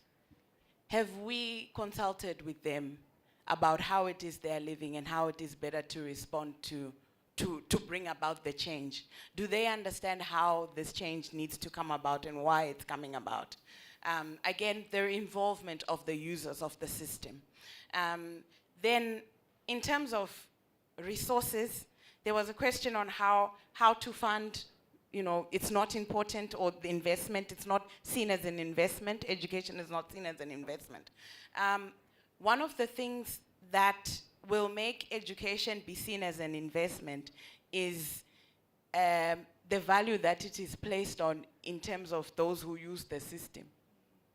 If it is something that we are uncompromising about, it's one of the things that we can actually take advantage from the local level all the way to the national level, to the regional and the continental level, to shift the mindsets around the prioritization of education and the prioritization of particular preconditions, because there's been a lot of premature load bearing, which is bringing about changes where the surface, the foundation has not been laid. And so that is why, for me, the electrification agenda, and that is tied within the regional integration agenda. And it then comes to the animal of political will, and comes to Honorable His Excellency Kikwete's comment on leadership, the role of leadership. We need passionate leaders that will put closing the disparity, that will put closing the gaps at the forefront, at the center, that will put curbing illicit financial flows at the center of national economic policies, such that we grow our economies and close the gap in terms of the foundational elements for our development. I think when you lay that foundation, and everything else will then will follow on. We need to lay a strong foundation. Richard, anything you want to say in response to the question? You had asked us to park the question on funding, Yes. financing. Yes. And I think that was asked by my friend from Zambia. I think all of us in the education sector know that our governments made commitments to prioritize education, put at least aside 20% of the budget to education. But in most of the countries, this has not happened. Even in countries where we have seen budgets are high enough, a lot of the budgets go towards payment of salaries, administration, and none going to infrastructure, development. And yet, when we are talking about the fourth industrial revolution, we need to lay down the ICT infrastructure, which is costly. You need to train the teachers, train the learners themselves to be competent in these things, and this requires financing. So it requires a recommitment from our governments to be able to put aside funding to support the laying down and construction of the infrastructures that are necessary for the fourth industrial revolution. And so, as advocates, it's our role and responsibility to engage with decision makers and policy makers for us to be able to get the funding available. Let the rhetoric stop and let the action start. That's what I think should happen for us to get the money that's necessary for us to put together the pieces for the fourth industrial revolution. Thank you very much, Richard. So I want to give the floor to Professor Mabok to share Tanzania experience in relation to the question that Mwalimu Mabala asked. One of them focused on assessment, and the other one is on preparedness of teachers. And the syllabuses, yeah, if you could respond to that, I mean, those three questions, then we'll really appreciate. As our two panelists prepares to give one statement of takeaway. Thank you. Thank you very much. Those are pertinent questions from Mwalimu Mabala. I was going to address them more fully in my presentation in the afternoon, but what he's saying is actually relevant. How can you have a school system that imparts the critical 21st century skills, and these are communication, critical thinking, problem solving, digital savvy, and so forth and so on, so that our graduates can actually compete in the modern world. It's not like we have to plan for the fourth industrial revolution. The fourth industrial revolution is already with us. The main aim is to teach our people to be able to cope with it. And what we have done in the proposed new curriculum is, first of all, embed these core skills in the curricula virtually in all the subjects. And we know that if you just design a curriculum without preparing the teachers, you're not going to succeed. So we have also redesigned the teacher education curricula, at least for primary school up to lower secondary school, or the process for upper secondary school takes place in the universities, and that's the next step. And change the way these teachers are trained so that they can be able to impart these critical skills, including integrating the use of ICT in the teaching and learning process right from the earliest stages. While Mabala is also correct that you cannot achieve that when you have an assessment system that's based on rote learning and reproduction. So we have both the policy and the curricula also has addressed the assessment, take into account a system that allows for the assessment of those core skills by focusing on actually practical skills. The competencies are based by, or are built by actually doing. You just can't have the old theoretical practical that some people went through.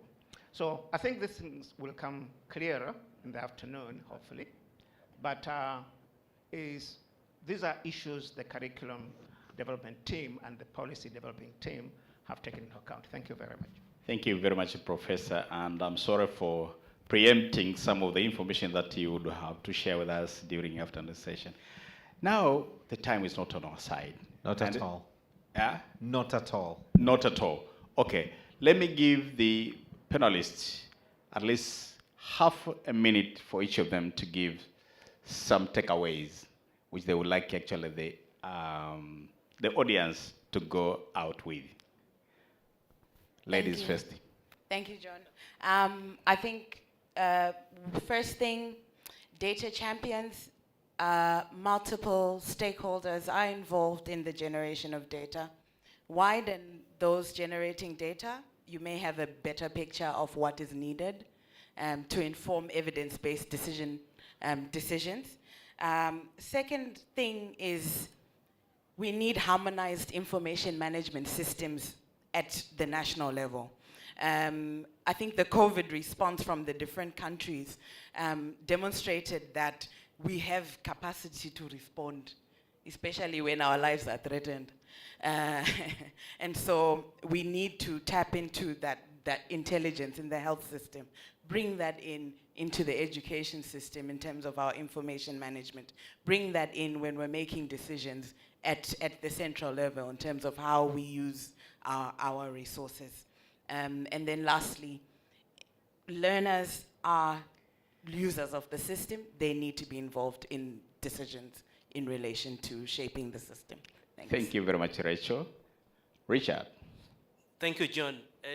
My parting shots is that this rethinking process of the education system will only bear fruits if there is coordination between the different actors. The education institutions, government, the private sector, industrialists, entrepreneurs, and all. For the first, second, third industrial revolutions where there was success, government played a pivotal role in coordination, in regulation, and providing an anchor in which the actors operated. And so, for me, I think it is important that government took a forefront, a driving seat in the rethinking process to ensure that this that we are talking about comes to a success. That's my parting shot. Thank you. Thank you very much. I'm told by the overall in charge of this conference that we don't have even a second to add. So let's put our hands together for the panelists. Jamani, hao makofi yatoshe. Hebu tuwape haki yao. Thank you. And the moderator for this session?